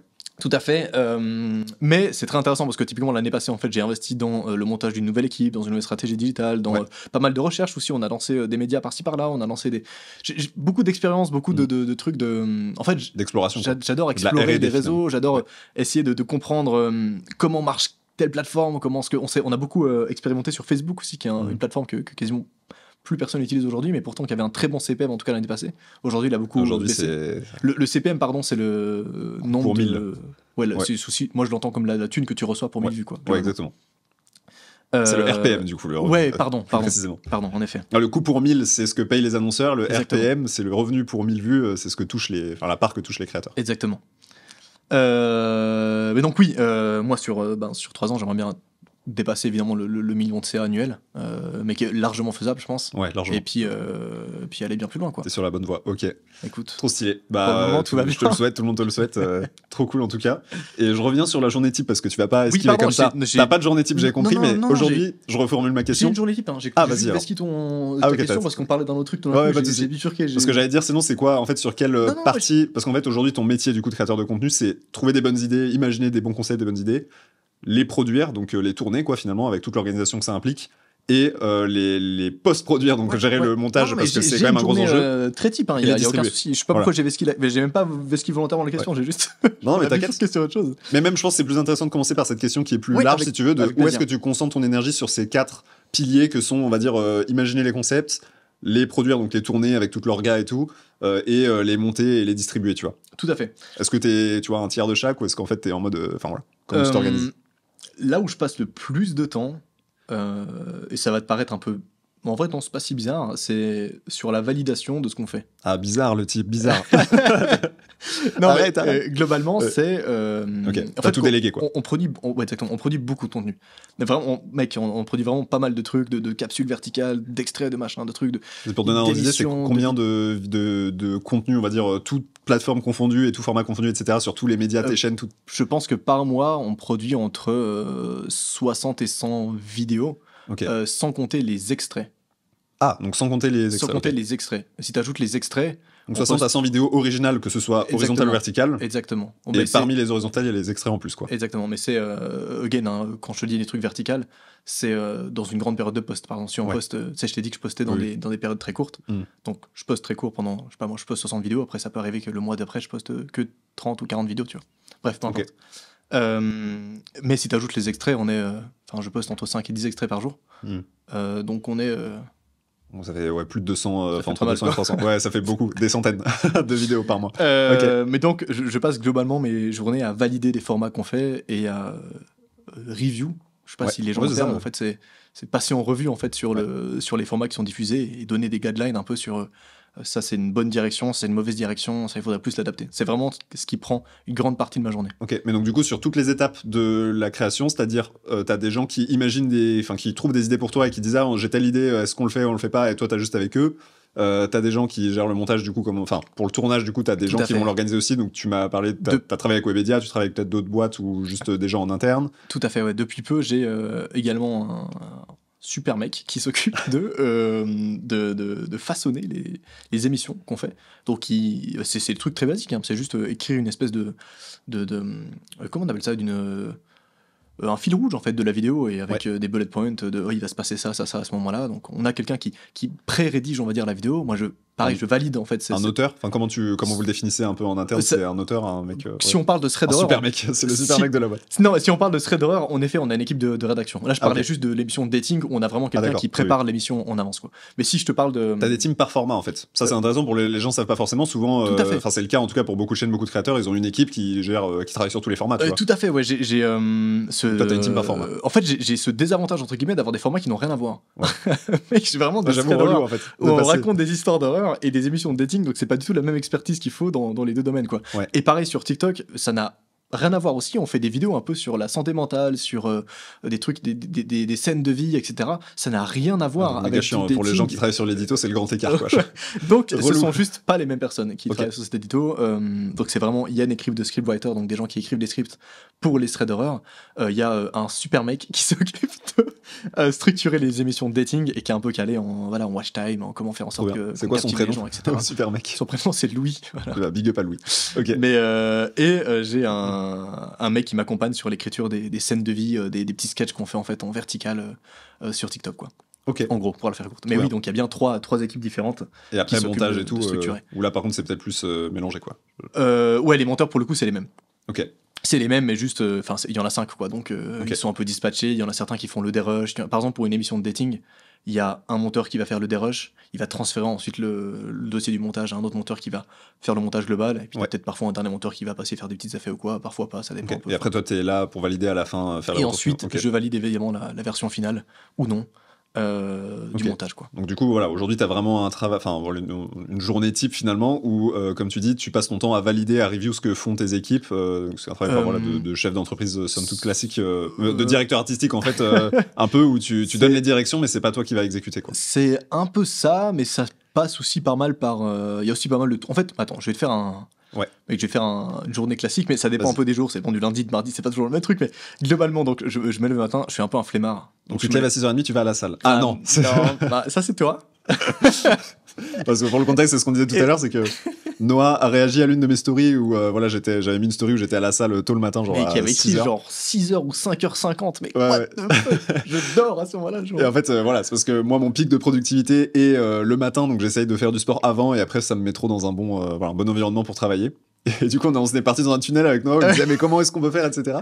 Et pour essayer de faire la même chose. Et du coup, on rigolait tout à l'heure parce que c'est difficile. Écoutez, j'essaye, mais non, j'ai pas encore atteint ce stade-là d'entrepreneur du futur.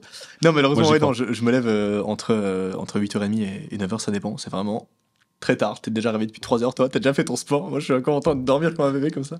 Bref, je me lève entre 8h30 et 9h. Très simple, je prends mon café tranquille. Je vais très vite, hein, je suis un peu en schlag, mais vraiment, j'arrive, je prends mon café, tac, et je suis au bureau. Je pense que 10 minutes après que je me suis réveillé, je suis en pause de travail, quoi, globalement.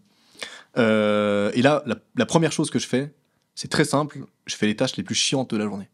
Et ça passe très souvent par soit des étapes compta classiques, genre on a je sais pas, mon comptable me demande ce bilan sur ce truc, il me demande machin, c'est vraiment, ou de la réponse de mail type sur il y a une offre intéressante mais je sais pas si je la gère moi-même ou est-ce que je l'envoie à un commercial, ou c'est des trucs très classiques mais qui sont en suspens, genre que personne ne va gérer si tu le fais pas, et c'est des trucs exactement, et c'est surtout des trucs où il faut prendre des décisions.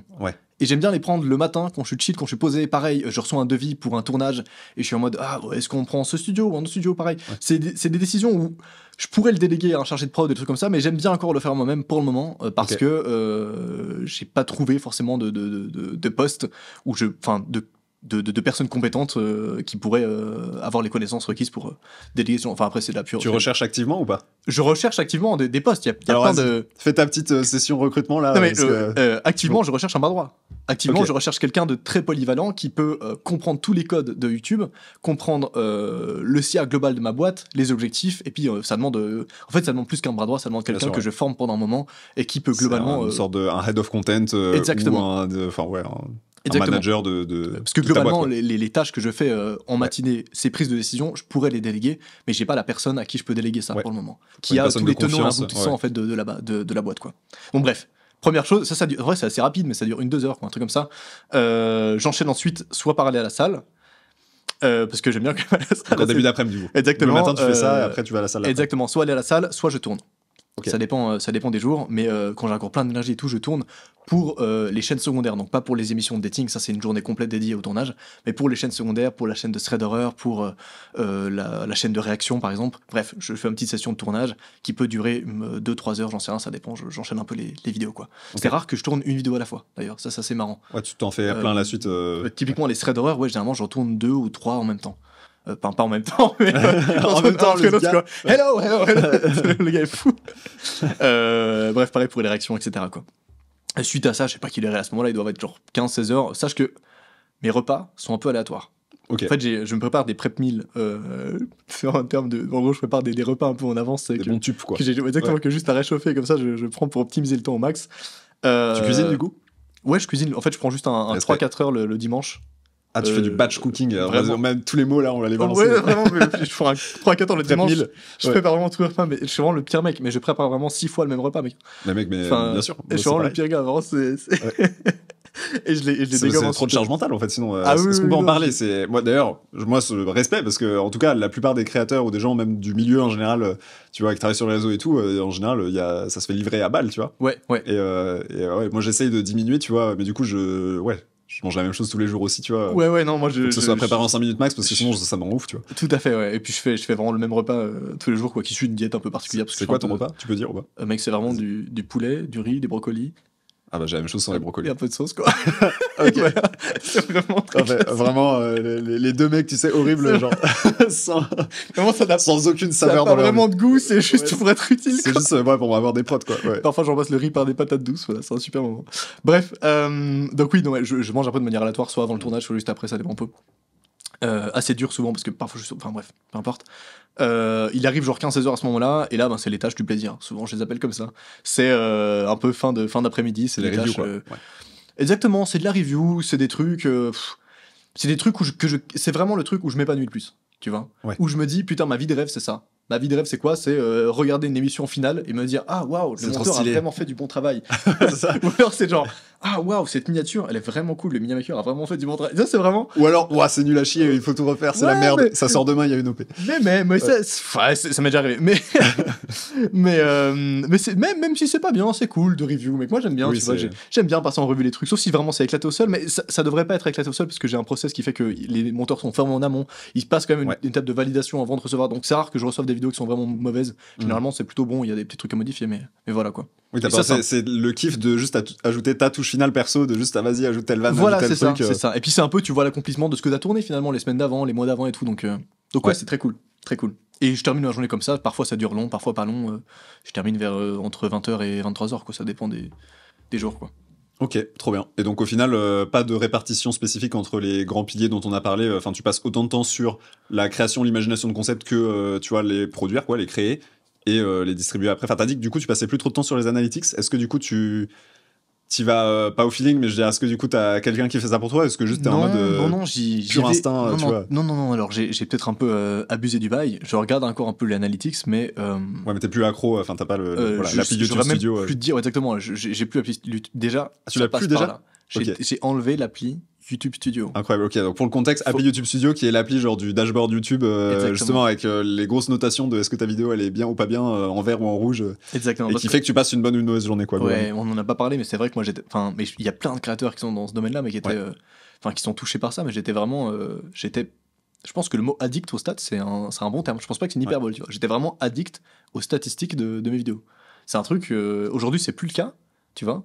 Mais à l'époque, vraiment, une vidéo qui fait des bonnes performances, je passais une bonne journée. Une vidéo qui fait des mauvaises performances, où je perds de l'argent, je passais une mauvaise journée. Après, en soi, tu me diras, ça me paraît cohérent. Tu perds de la thune. Ouais.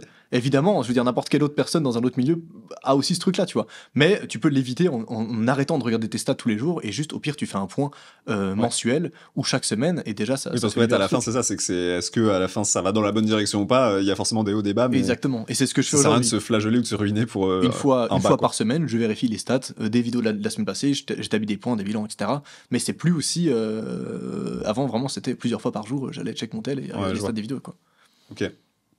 Trop bien, bah c'est trop stylé si t'as pu te détacher de ça, parce que ça a l'air d'être le fléau de beaucoup de gens. Ouais, tout à fait. Ouais. Qu'est-ce que je veux dire? J'avais une question sur l'orga, enfin du coup c'est assez clair, voilà, pour ta journée type et tout, c'est cool. Est-ce que du coup ça te convient ce fonctionnement-là, ou t'as un objectif, par exemple, je sais pas, de l'année prochaine, te dire ok, je veux faire que les tâches cool, justement en ayant recruté un bras droit J'aimerais bien, en fait j'aimerais aller plus loin. Ça va te paraître un peu bête, mais je me suis posé avec mon constat qu'il n'y a pas grand-chose que je sais faire, à part créer des bonnes vidéos virales. C'est bête, mais je pense que c'est un bon skill. Je pense que c'est le vrai point fort de la boîte aujourd'hui, et même de tout ce qu'on fait aujourd'hui, c'est qu'on sait créer des formats viraux. Ouais. Et j'aimerais bien avoir plus de temps pour imaginer d'autres formats viraux, peut-être même des trucs où il n'y a pas moi dessus, peut-être des trucs où on produit une émission mais qui n'est pas incarnée par moi. Je suis persuadé qu'aujourd'hui, l'émission de dating qu'on a, si un jour je despawn de l'émission, si je pars du jury, je suis persuadé qu'elle pourrait continuer à marcher. Ouais. Je suis persuadé. Je suis sûr que les extraits verticaux, que la stratégie de communication globale permettrait à la vidéo de fonctionner sans que je sois dedans, tu vois.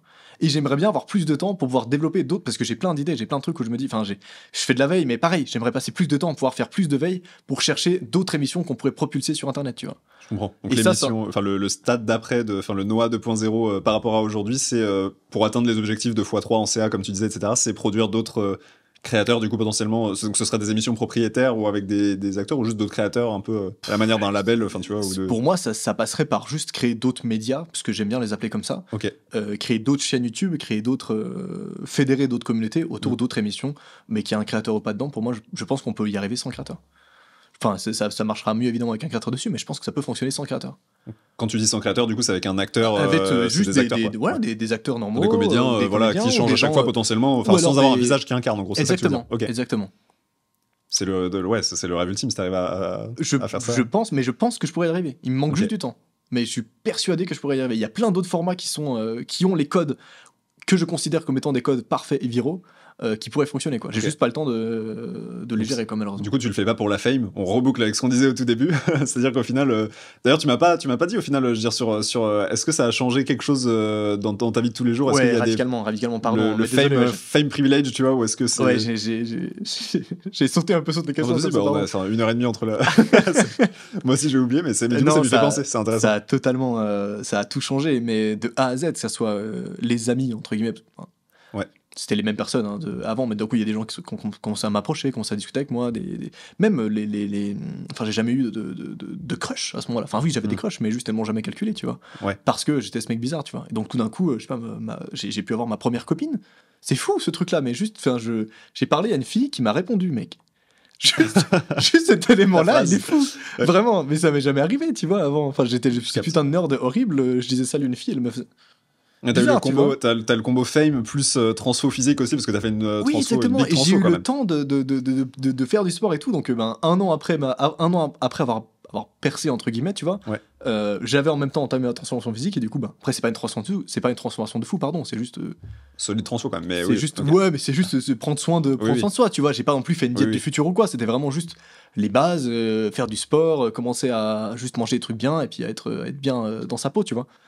Et ne sous-estime pas, pour la majorité des gens, je pense, qui écoutent, manger des poulets riz brocoli tous les jours, c'est déjà c'est qu'en fait, c'est pour des matrixés comme bah, du coup t'es pas matrixé comme tu dis, mais je veux dire, c'est naturel pour nous parce que ça nous fait gagner du temps et de l'espace mental, j'ai l'impression. Tout à fait.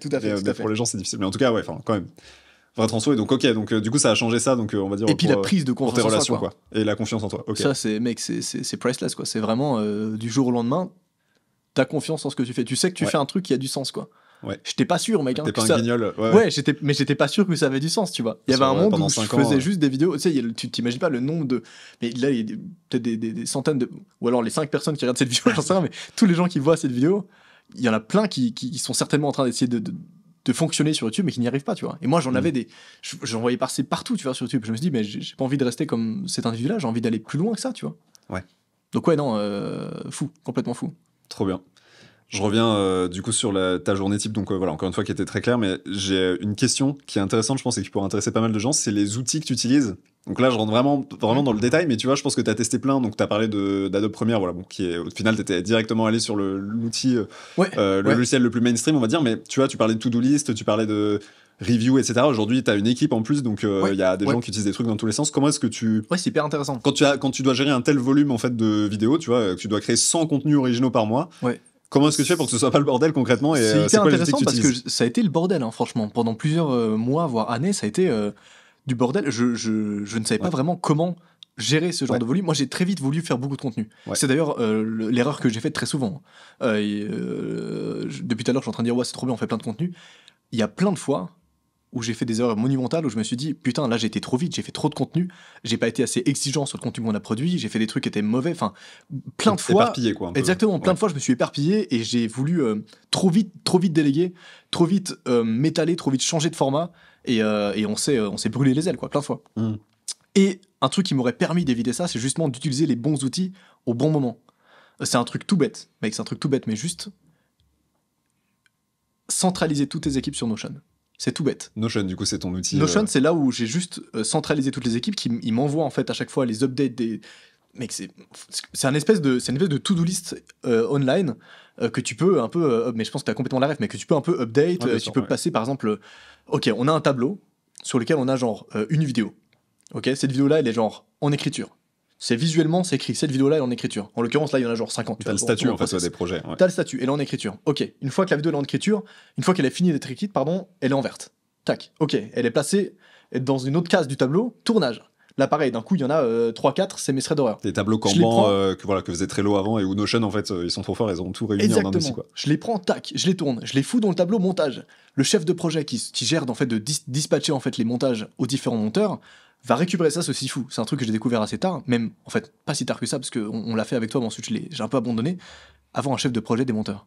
Ouais, bah ça change la vie. C'est game changer. Ouais. C'est un gars très simple, hein, juste qui prend tes rushs et qui les envoie au monteur. C'est tout bête. En vrai, il y a plus que ça. Non, bien sûr. Mais c'est quand même, oui, c'est ça, mon gros. Bien sûr, non, mais d'un point de vue du créateur, après qui forme le monteur, le staffing, qui va gérer, c'est ça. C'est choisir le bon monteur ou les bons. Il peut y avoir le dérusher, le ou les monteurs. Donc déjà, si tu te gourres sur le choix de base, effectivement, il y a un problème. Faut bien briefer, etc. Passer le temps où toi, généralement, t'as pas le temps en tant que créateur. Tout à fait. Entre faire un vocal à l'arrache et passer 1 heure de visio avec le mec pour. Exactement. Le monteur a plein de questions. C'est faire les allers-retours. C'est juste avoir quelqu'un qui a la vision globale éditoriale de ton contenu et qui va la transmettre au monteur. Ouais. Et on se rend pas compte parce qu'on pense que genre prendre un monteur, ok, c'est rapide. Oui, peut-être c'est rapide de prendre un monteur. Mais en prendre 5 et gérer le roulement de 5 monteurs, parce qu'un monteur va pas rester forcément, sauf si t'es Squeezie et t'arrives à le payer 10 000 € par mois, tu vois. C'est pas le cas malheureusement dans la boîte, encore, Inch'Allah. Il y a du roulement. Il y a des monteurs qui viennent, qui partent, et ça arrive souvent, ça arrive chaque. Ou alors ils sont pas full-time chez toi et des fois ils ont des indispos. Exactement. Bref, il y a très souvent des changements de monteurs, quoi. Et c'est un taf de fou de trouver les bons monteurs, de les rebriefer, de répondre à leurs questions, de transférer, enfin vraiment d'avoir la vision globale en fait, quoi. Bah, c'était ça la mission, enfin la douleur principale. En fait, beaucoup de gens voient Okamedia comme une boîte juste qui fait du montage, mais en fait, moi ce que je vendais aux créateurs comme toi, c'est exactement cette douleur-là, c'est-à-dire ne pas avoir à gérer toute cette charge de travail et mentale aussi, tu vois. Tout à fait. Et tous les risques après qui en courent, parce que quand ta vidéo, enfin si ton processus de montage, quand ton truc part en montage pendant 3 semaines et que ça se passe mal, à la fin t'es dégoûté, quoi. Tout à fait. Et ce qui est assez dur aussi, c'est qu'il faut optimiser ce process avec des gens qui sont réactifs, parce que si t'as un chef de projet qui met 4 heures à répondre à un monteur, c'est chiant. Le monteur il fait quoi pendant 4 heures? Il va monter un truc d'un autre client, machin, etc. Donc il faut que tout le process soit hyper... faut que ça glisse, quoi. Faut que ça aille super vite, tu vois. Faut que les échanges ça soit hyper rapide pour que globalement je dépose les rushs sur Notion le lundi, il faut que le jeudi on puisse avoir une V1 de la vidéo, tu vois. Et que le monteur ait pu passer 3 jours, machin, faut que le monteur soit pré-réservé en avance dans le planning pour qu'il sache que ok, lundi à ce moment-là moi je vais envoyer mon rush, qu'il a son temps prévu le lundi, mardi, mercredi pour pouvoir monter dessus, tu vois. Enfin bref, c'est plein de trucs, c'est des trucs tout bêtes en fait, mais qui mettent beaucoup de temps à être mis en place pour avoir vraiment une vraie fluidité dans la vidéo et puis que ça soit qu'on puisse produire autant de contenu, quoi, globalement. Trop intéressant. Et c'est quoi donc du coup Notion, c'est vraiment ton outil en gros, c'est le truc là, on te l'enlève, t'es dans la sauce, quoi, concrètement. Notion là tu me l'enlèves, je vole dans un vide intersidéral comme ça, mec. Il me faut très vite les choses pour remplacer ça. Il y en a d'autres un peu comme ça ou après j'imagine que il y a plein d'outils un peu annexes machin, mais je veux dire en gros des outils centraux comme ça que tu utilises et qui ont été game changer en tout cas pour toi. Il y a notamment, c'est un truc tout bête, mais juste il y a un logiciel qui s'appelle, enfin c'est plus une plateforme qui s'appelle frame.io. Pour les reviews. C'est tout bête, mais ça permet de review des vidéos. En gros, passer en revue des vidéos. Alors, tu me diras, quand t'as un monteur qui t'envoie une vidéo, tu peux juste la télécharger et tu prends un bloc-notes et tu notes le timecode. D'ailleurs, c'est ce que je faisais pendant un moment. En vrai, quand tu fais une vidéo par semaine, ça va. C'est ok. Quand t'as 5 vidéos à review la même journée, franchement, sortir 5 bloc-notes, écrire les timecodes à chaque fois, c'est un peu chiant. Et pour le monteur aussi, dans l'autre sens, quand le monteur reçoit le bloc-notes, il est en relou, tous les bloc-notes, t'as le... Exactement. Alors que sur frame.io, en fait, t'as vraiment En gros, c'est comme si tu pouvais mettre des annotations sur ta vidéo en temps réel, sur les timecodes précisément. Enfin, imagine que tu as ta vidéo là, et tu mets des petites annotations comme ça. Enfin, tu peux dessiner sur la vidéo et tout. Tu sais que pour l'anecdote, on l'avait développé ça à Okamedia. Je sais, tu me l'avais montré dans le et du coup, Frame, ils l'ont fait, ils ont vendu à Adobe. Ils l'ont fait en mieux. Nous, c'était une petite fonctionnalité comme ça, mais ouais, ça change la vie en fait. Mais principalement pour les monteurs, même en termes de productivité, tu parlais de réactivité et tout, c'est quand même. Tout à fait. Pour la compréhension aussi, quoi. Tout à fait. J'utilise Frame, j'utilise de la to-do list classique de Notion aussi, c'est hyper basique, mais juste, ils ont une to-do list assez facile que j'utilise juste pour moi à titre perso. Et puis ensuite, j'utilise Notion, quoi, toutes les fonctionnalités. Après, vu que l'outil fait tout globalement. C'est vrai, j'utilise d'autres classiques, genre Google Calendar. J'utilise pas le calendrier de Notion qui me brain un petit peu parfois. Je suis pas hyper fan. Moi, j'aime bien. Quand on a plusieurs, c'est pas mal. Je trouve que c'est mieux fichu que Google Calendar. C'est vrai. Ouais. Donc moi j'ai plusieurs agendas, plusieurs adresses mail et tout. Pour centraliser, j'ai peut-être juste pas compris certains trucs. Parce que moi aussi j'ai plusieurs agendas. Après c'est juste, quand tu switches c'est relou, faut s'habituer quoi. Mais en vrai, j'ai peut-être juste pas compris. Parce que j'ai essayé un moment, après je me dis c'est quand même vachement chiant. Je suis reparti sur Calendar. Bref, peu importe. Mais c'est une discussion complètement random. Et puis oui, après t'as les trucs classiques genre toutes les personnes qui bossent avec moi sont quasiment tous en télétravail en fait. Enfin elles sont même toutes en télétravail. Donc c'est que des visios. C'est des points à distance. J'aimerais bien peut-être un jour avoir des vrais locaux où il y a vraiment des gens qui viennent bosser en présentiel et tout. Malheureusement, c'est un coût immense en fait qu'on considère pas vraiment. Mais c'est fou, les gens qui arrivent à avoir des locaux aujourd'hui avec des gens qui bossent sur place, qui sont salariés et tout, c'est huge. Faut avoir une putain de... Enfin, faut très bien structurer ta boîte pour être très safe, quoi. J'ai pas encore cette envie forcément de... Mais est-ce que t'as pas besoin? Est-ce que c'est pas aussi ce qui attire? Moi, j'ai l'impression que dans notre milieu, en tout cas, dans ce milieu, ça attire les gens. Enfin, limite aujourd'hui, tu vois, dans tes recrutements, là, tu disais que tu recherches un bras droit, tu trouveras peut-être plus simplement avec cette flexibilité, tu vois, du télétravail versus si tu disais, vas-y, viens... je sais pas où. Tout à fait. Mais du coup, c'est que des visios. Enfin, que des visios. J'ai tendance à. Alors, pareil, là, on part sur des discussions qui sont peut-être un peu trop deep. Non, vas-y, franchement. Non, mais c'est méga intéressant, justement, pour les gens, je pense. C'est assez marrant parce que je connais pas mal de créateurs et puis plein d'autres entrepreneurs un peu qui essaient de monter leur boîte. Ouais. Ça me fait souvent assez marrer à quel point les gens font 10 000 calls. Et je trouve ça absolument useless. Ouais, moi, mec, je fais genre un call par semaine. Voire 2. What? Et je fais que des bullet points et des points. Genre en gros, chaque lundi, par exemple, mon chef de projet des monteurs, il me fait pas un call, il me fait juste une liste à puces avec les montages, deadline, montage, deadline, point où ça en est, basta.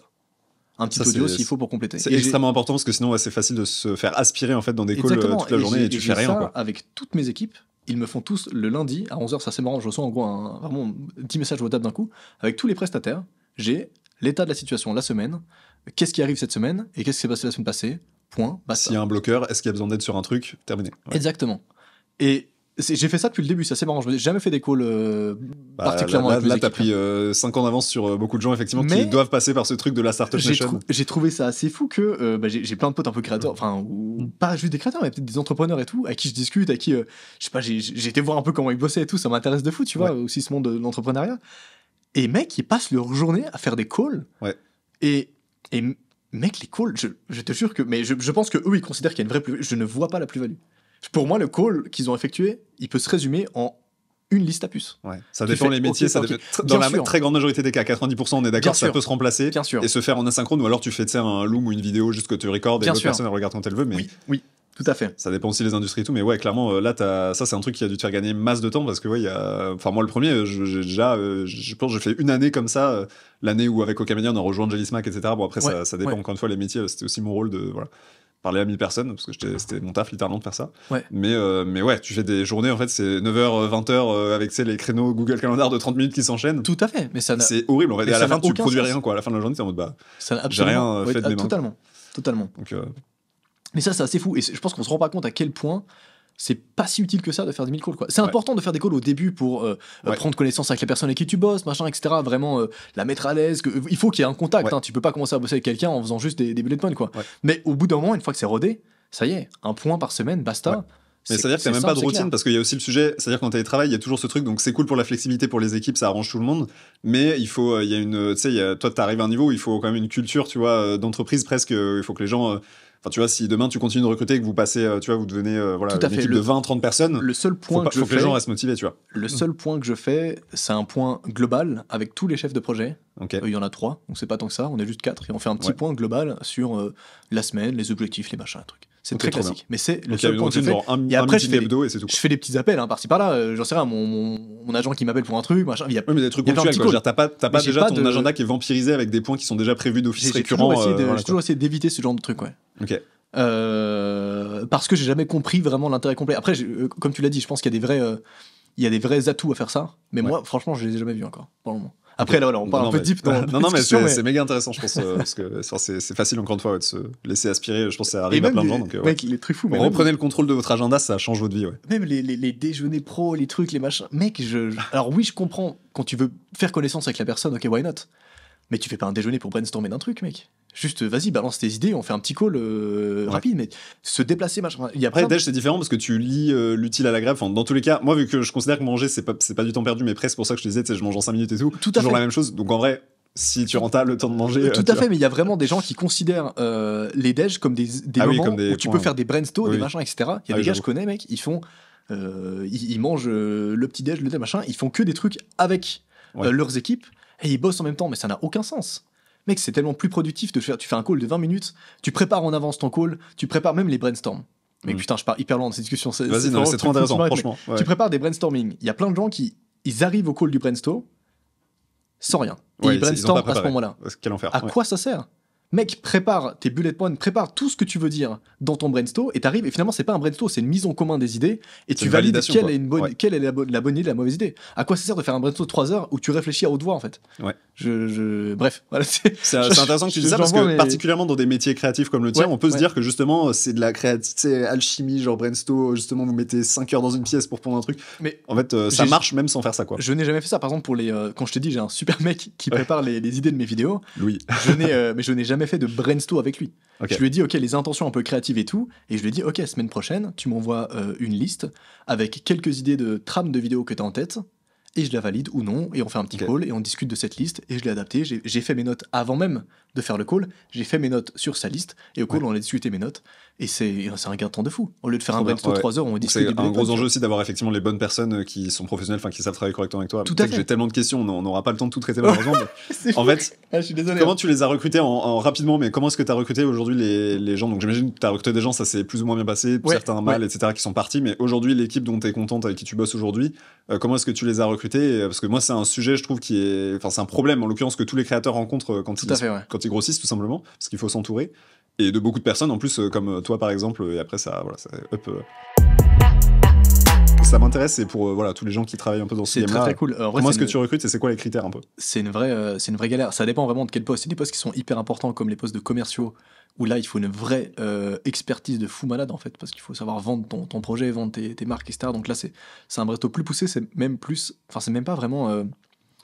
comment dire, moi c'est vraiment du bouche à oreille, c'est du réseautage, c'est genre ok, j'ai cet agent qui est pas mal, qui pourrait t'aider, machin, etc.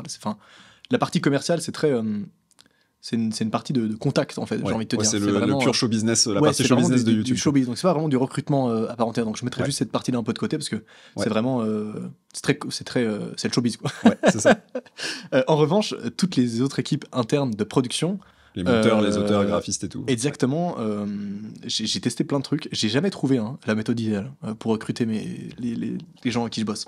Peut-être que c'est Creative Jobs. Non, mais en effet, j'ai jamais trouvé la méthode idéale. J'ai une méthode actuellement là qui marche bien, qui est un peu longue mais qui marche bien. C'est je trouve un chef de projet qui est compétent. Pour le trouver, malheureusement, moi je veux passer des sortes de mini-tests, mais j'ai rien pour. Comment tu évalues un chef de projet compétent? Sur son background, quoi. Mais sur son background, ou alors tu lui fais une phase de test de 2 mois, quoi. Mais t'as pas grand chose. Donc c'est ce que je fais en l'occurrence. C'est ce que j'ai fait typiquement pour le chef de projet actuel, tu vois. Ok. Et ensuite, j'essaie de trouver un chef de projet du coup qui peut lui passer des tests au monteur. Et donc là, c'est la partie qui est, pour moi, c'est pas la partie la mieux optimisée. Je pense qu'on peut faire mieux, mais j'ai pas encore trouvé de quelle manière. Mais c'est, on répond à des appels d'offres de monteurs qui cherchent du taf, tout simplement, et on leur fait passer des montages tests. Toute la journée, quoi. Ils font un montage test de 5 minutes, on évalue le montage test, parfois on fait des petits retours, on voit à quel point ils sont rapides pour rebondir sur le retour. Si malheureusement ils sont pas très rapides, tant pis. S'ils sont pas rapides, c'est pas le mot, mais s'ils comprennent, je m'en fous qu'ils soient rapides ou pas, mais qu'ils comprennent les retours, qu'ils soient efficaces en fait dans leur manière de fonctionner, let's go. Sinon voilà. Mais c'est un process qui est très long. Il faut envoyer, il faut briefer le monteur, c'est pas tout à fait automatisé, c'est très long comme process. Ouais, c'est très chronophage, que ce soit pour toi ou ta team, en fait, c'est relou, quoi. Ok, bon, c'est un peu ces problèmes-là que j'essaye de tacler. Et si tu veux, sur la partie montage spécifiquement, vu que du coup j'ai poncé le sujet pendant quelques années, il y a 3 grands critères et tu me diras, ça m'intéresse de savoir si tu confirmes cette thèse un peu que j'ai faite sur les monteurs, c'est qu'à la fin, il y a 3 grands types de monteurs, tu vois, ou de compétences que ont ou non les monteurs. Il y a la créativité, c'est-à-dire avoir l'œil vraiment créatif, d'avoir des idées de fou, tu sais, pour ajouter la vanne qui va ajouter, tu vois, le truc en plus. Les compétences techniques, donc est-ce que le mec c'est une brute sur After Effects, tu lui dis vas-y fais-moi atterrir la lune sur la Terre avec un crash de... Enfin tu vois, le mec il peut te faire un Marvel parce que c'est une brute. Et la fiabilité, on va dire le professionnalisme, c'est-à-dire est-ce qu'il est réactif, il va pas te rendre un truc avec 36 fautes d'orthographe, tu lui fais des retours, tu sais qu'il les applique tous, t'as pas besoin de revérifier qu'il les a bien fait. Voilà, et en fait, peut-être tu me le confirmeras ou pas, mais c'est très dur de trouver des monteurs qui ont les 3, tu vois. Absolument. Et généralement, tu es obligé de choisir. Et c'est pour ça que tout à l'heure, on parlait d'un chef de projet, c'est très important pour staffer, en tout cas assigner au mieux les missions en fonction de la vidéo, du besoin, etc. Tout à fait. Parfois, tu as des projets où tu as besoin d'une créativité de ouf. Parfois, tu as besoin juste que le mec soit réactif et béton, tu vois, et que tu as un truc avec une marque, voilà. Et des fois, tu as besoin juste de faire des effets de fou. Enfin, je dirais pas juste une compétence technique requise qui est énorme. Et parfois, tu as besoin de tout. Et parfois, tu as besoin de tout. Donc, et dans ce cas-là, nous, ce qu'on fait, c'est qu'on dispatche le montage entre plusieurs monteurs. Exactement. J'ai du mal à trouver. C'est ça qui est galère et méga chronophage. Moi, pour la petite anecdote, j'ai un profil, j'ai un monteur qui est le crack absolu du siècle. Les autres sont très bons aussi.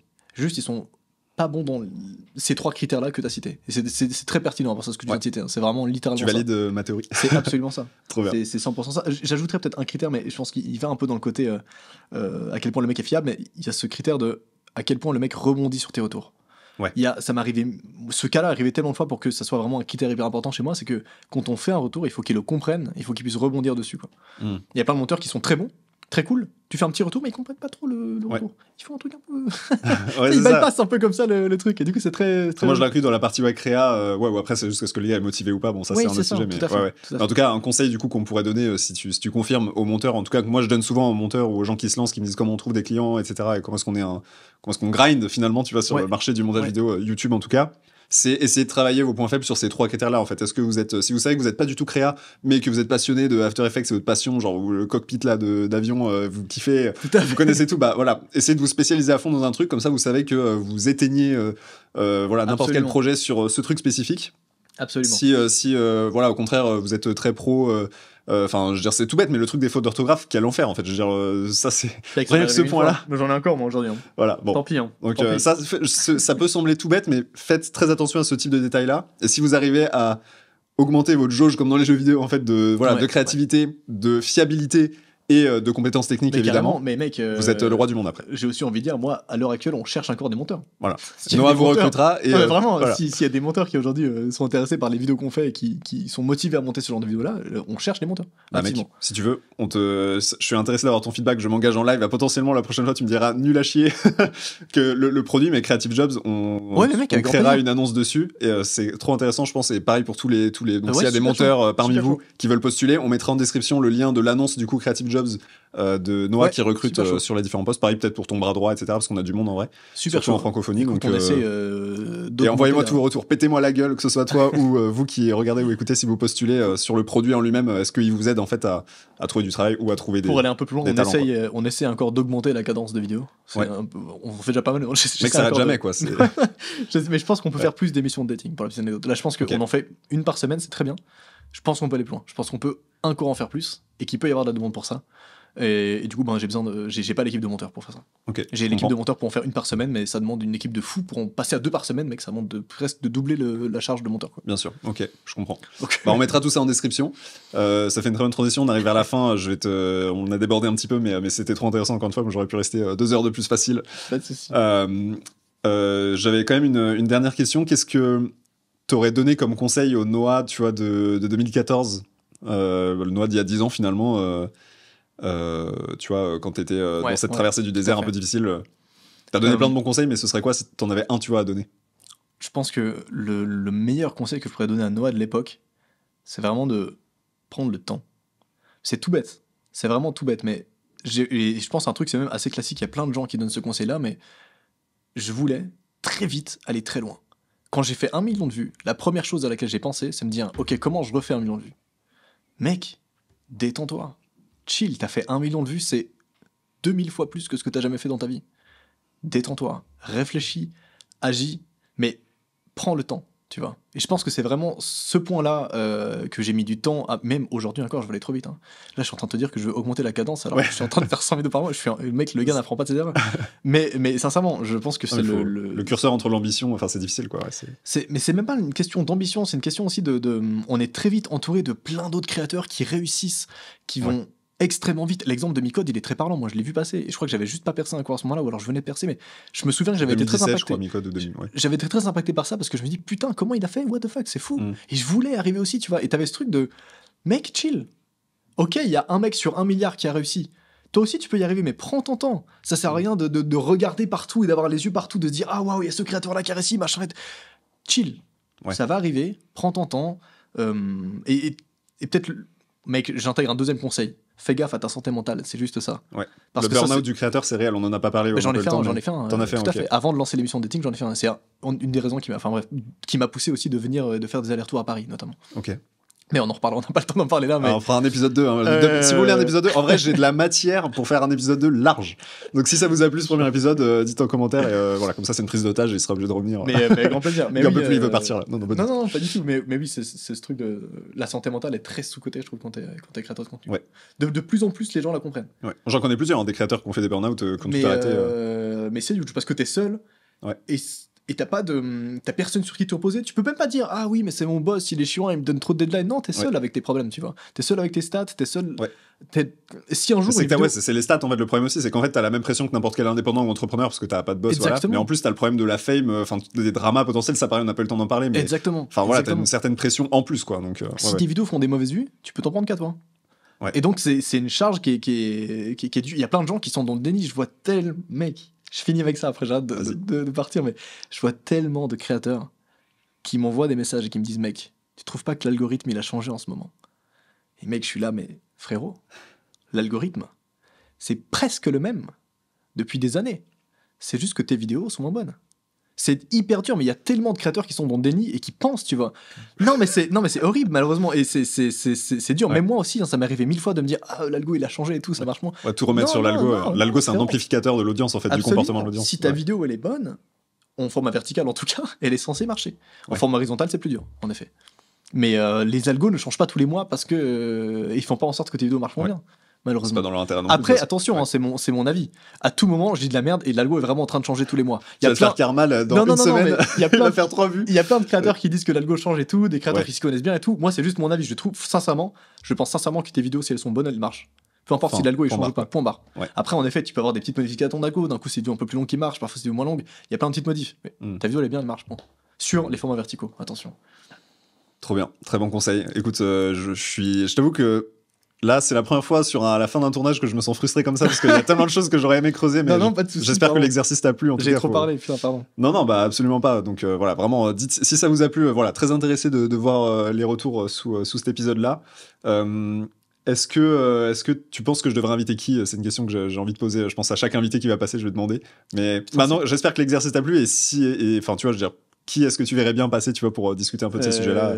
Tout à fait. Mec, je te dis un truc tout bête. Un nom ou plusieurs. Mais je suis sûr que ma copine, elle adorerait venir ici, mec. Johanna, avec grand plaisir. Ma copine qui s'appelle Shoshana, qui réalise des TikTok et qui est aussi dans le milieu depuis hyper longtemps. Mec, elle a commencé des vidéos en 2013. Ouais. Ah ouais, bah pareil, là, du coup, ça fait un moment. C'est assez marrant, ouais. Mais et là, elle est à un stade méga intéressant, justement, où elle est en train d'exploser. De se professionnaliser et tout. Du coup, c'est une phase méga intéressante à explorer aussi. Donc, moi, je serais ravi, de la voir. Écoute. Je te balance un... Shoshana, t'es obligé maintenant. Trop bien. Non, bah merci beaucoup Noah. Écoute, je sais pas si t'as un dernier mot ou si t'as un projet particulier à mettre en avant ou quoi que ce soit pour le peu que ça peut t'apporter.